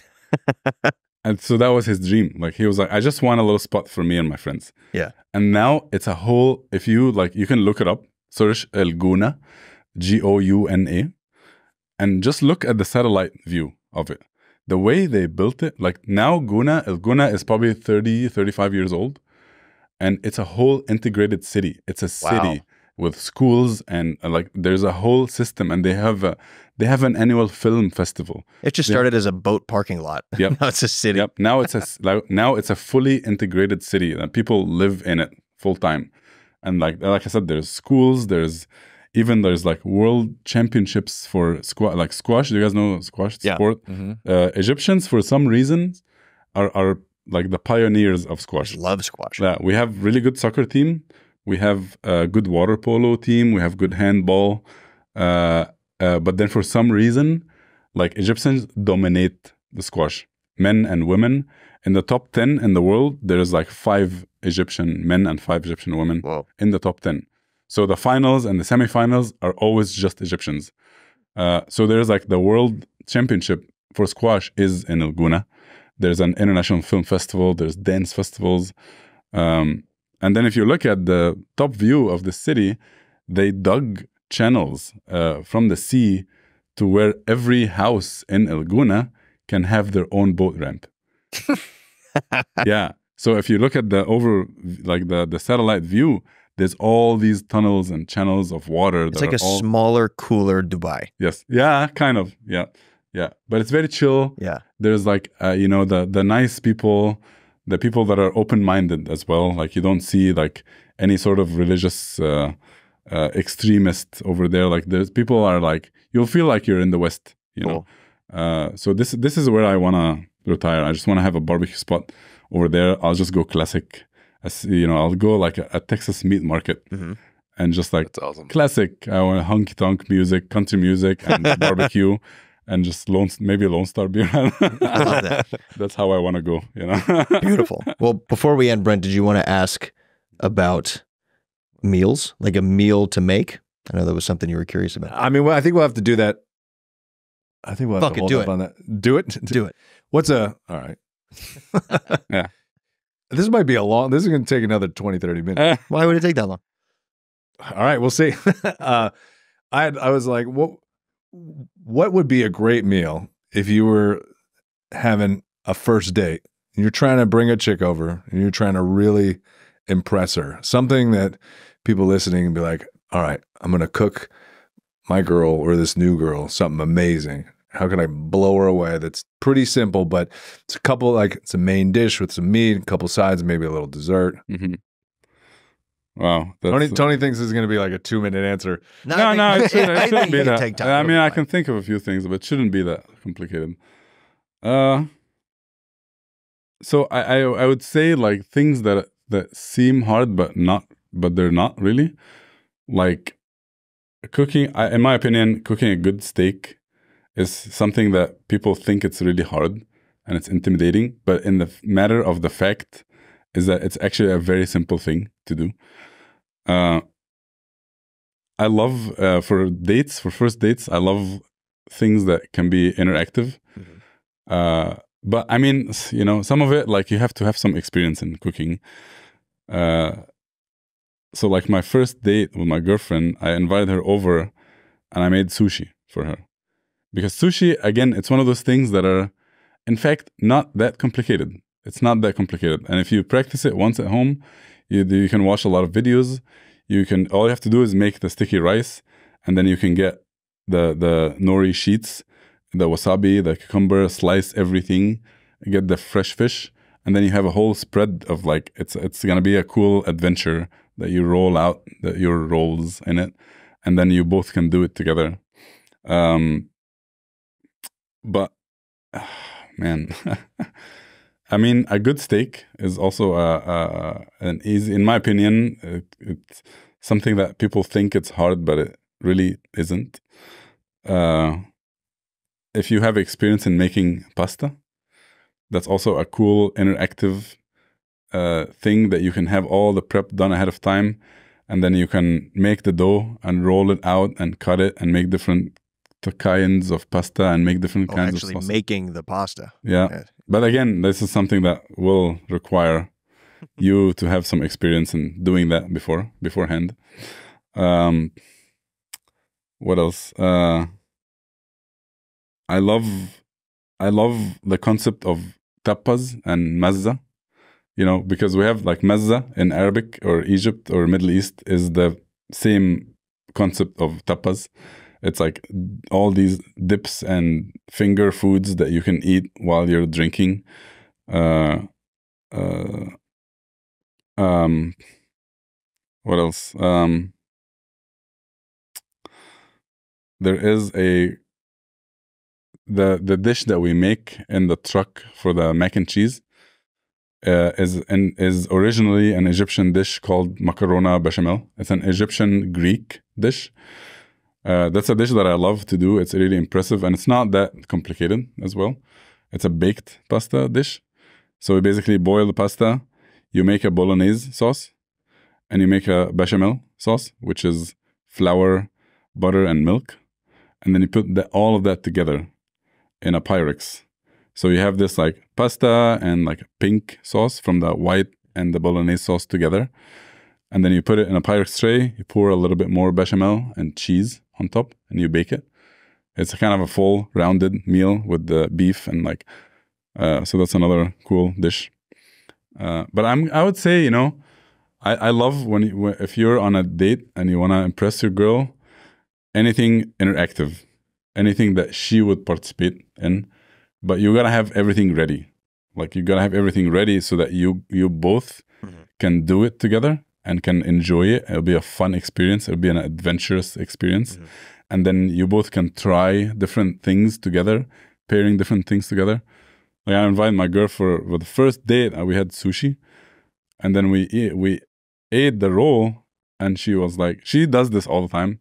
She was like, I'll put like a really weird ingredient on something. Like she was like, I'm gonna put potato chips in the sushi roll. I'm like, no, you're not gonna do that. And then she puts it, and it's actually really good. It's like we have a really good story. To be fair, you put potato chips in anything, it's usually pretty good. That's true, yeah. So like the first time I invited her, and another cool thing, it's a little bit sexier thing. You can do a blindfold tasting. Now we're talking. They say don't play with your food, but I think differently. This is something that I think is, it's a very sexy thing. You can do blindfold and get like some of your favorite ingredients. Some of the ingredients that, I like for us in the Middle East, right? Like you have like an ingredient like pomegranate molasses, You can make like, you can get black tahini, like tahini made from black sesame seeds. You can make a black tahini sauce, and then just do a blindfold tasting of all these weird ingredients and see if she can guess any of it. Fun. Yeah, that's a fun one. Maybe for the second date. That's a good idea. Yeah. Sweet. Yeah. Well, Kareem, thank you so much for being here. Thank you, guys. Taking your time out of your super busy schedule. Share with us how people can, check out all the things you got going on and coming up. Where can people find you and all that? So I mean, we're most active on Instagram. I'm trying to relieve myself from the truck duties so that I can do more social media, and I never really thought I would love being in front of the camera, but I really love it now after doing all these things. I love being in front of the camera. So I want to do more videos. I want to do more tutorials, cooking videos, just be in front of the camera. And sometimes I find that I post something that I wouldn't think it's going to get much. We started selling tri-tip, for example, now. That's a really cool, you guys should try that. You get a tri-tip and season it with one of my favorite seasoning blends is the Hardcore Carnivore Black. Have you heard about this seasoning? No. So Jess Pryles, she's from Australia. She moved to Texas. She has her own line of seasoning, huge on barbecue. And then you'll find it in HEB. It's called Hardcore Carnivore Black. It's activated charcoal. It's a rub that's black. So you get a tri-tip or any roast, really, or even a steak. You season that and you cook it in an oven or a skillet. It's a great way to mimic smoked meats in your oven because you have like a really black crust. It looks like anything you rub it in the season, it looks like it's smoked. So I did like a video and I posted it on TikTok.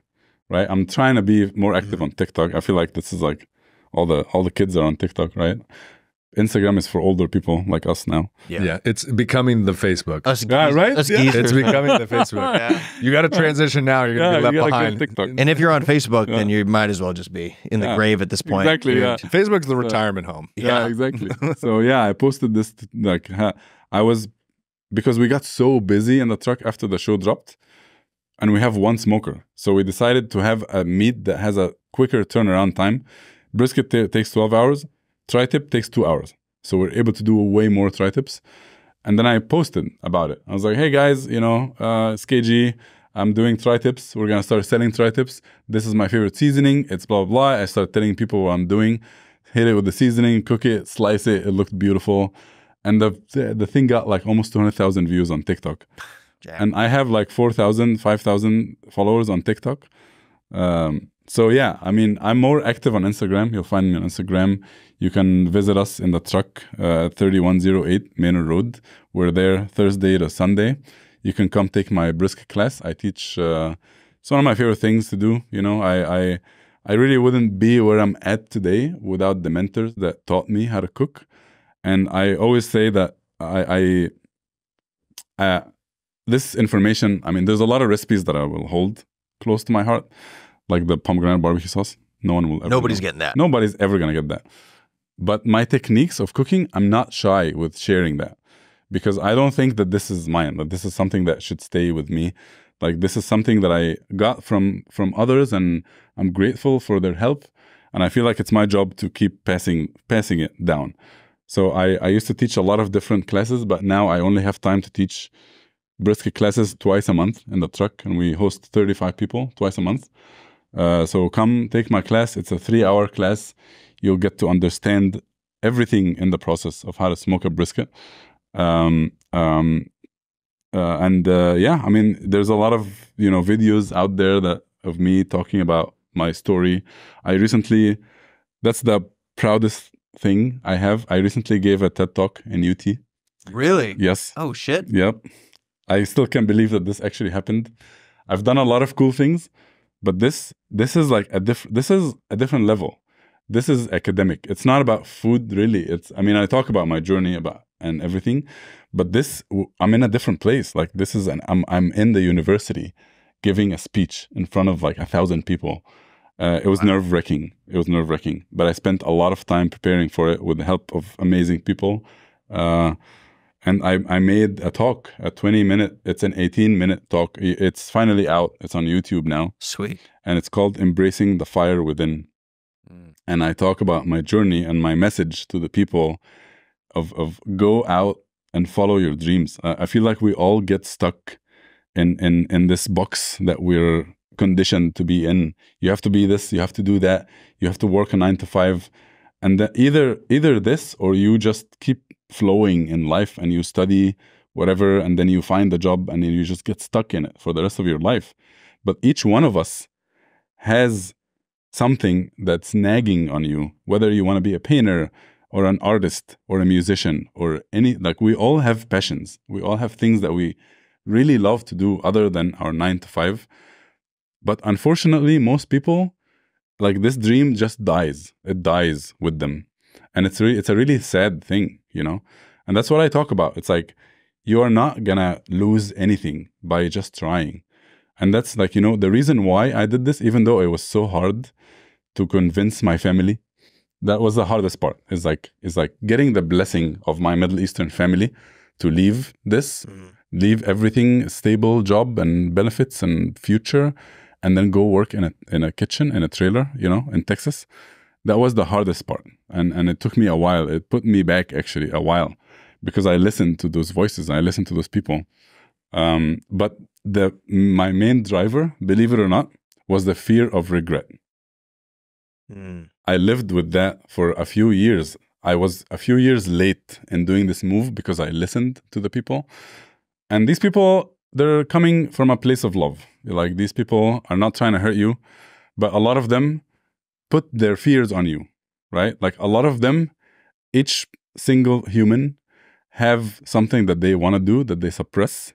And then they have a child, and then they tell them, no, you shouldn't do that. You should do this other thing, and you should work and make money and have a stable job. And but then I got to a place where I'm like, you know what? If I don't do this, I will beat myself up so hard, and I will regret it. And I don't want that. I would rather try and fail, and then go back to my job. What's the worst? You know, that's the worst that can happen. I can just go back to my banking job. So that's like what I talk about in the talk, and that's like my biggest advice to young chefs or entrepreneurs or anyone really is just go out there and give it a try. You know, just give it a try. The worst thing that could happen is that you fail, but then now you know that this was not the right thing for you, and you can just go back and do whatever you were doing. You know, but yeah. You guys should watch it. It's 100%. It's a cool We're gonna talk, watch yeah. it. Yeah, definitely. Well, dude, Kareem, thank you so much for coming, man. It was absolutely amazing to have you. Thank you, guys. And yeah, pleasure. Dude, let's go shoot some guns in September. I want to ask what does this mean to you? Why do you guys include psychedelics and mushrooms? What is this theme about? Well, maybe that's another 2-hour episode. We gotta end it here, but we'll tell you after. Okay, we'll cool. keep the conversation. Yeah, we'll keep it. Yeah, we're trying to keep it under. Yeah, cool. We can keep going on. Thank you again, and Spores. We'll see you on the next one. Go eat at KG BBQ. Yes, thank you all so much.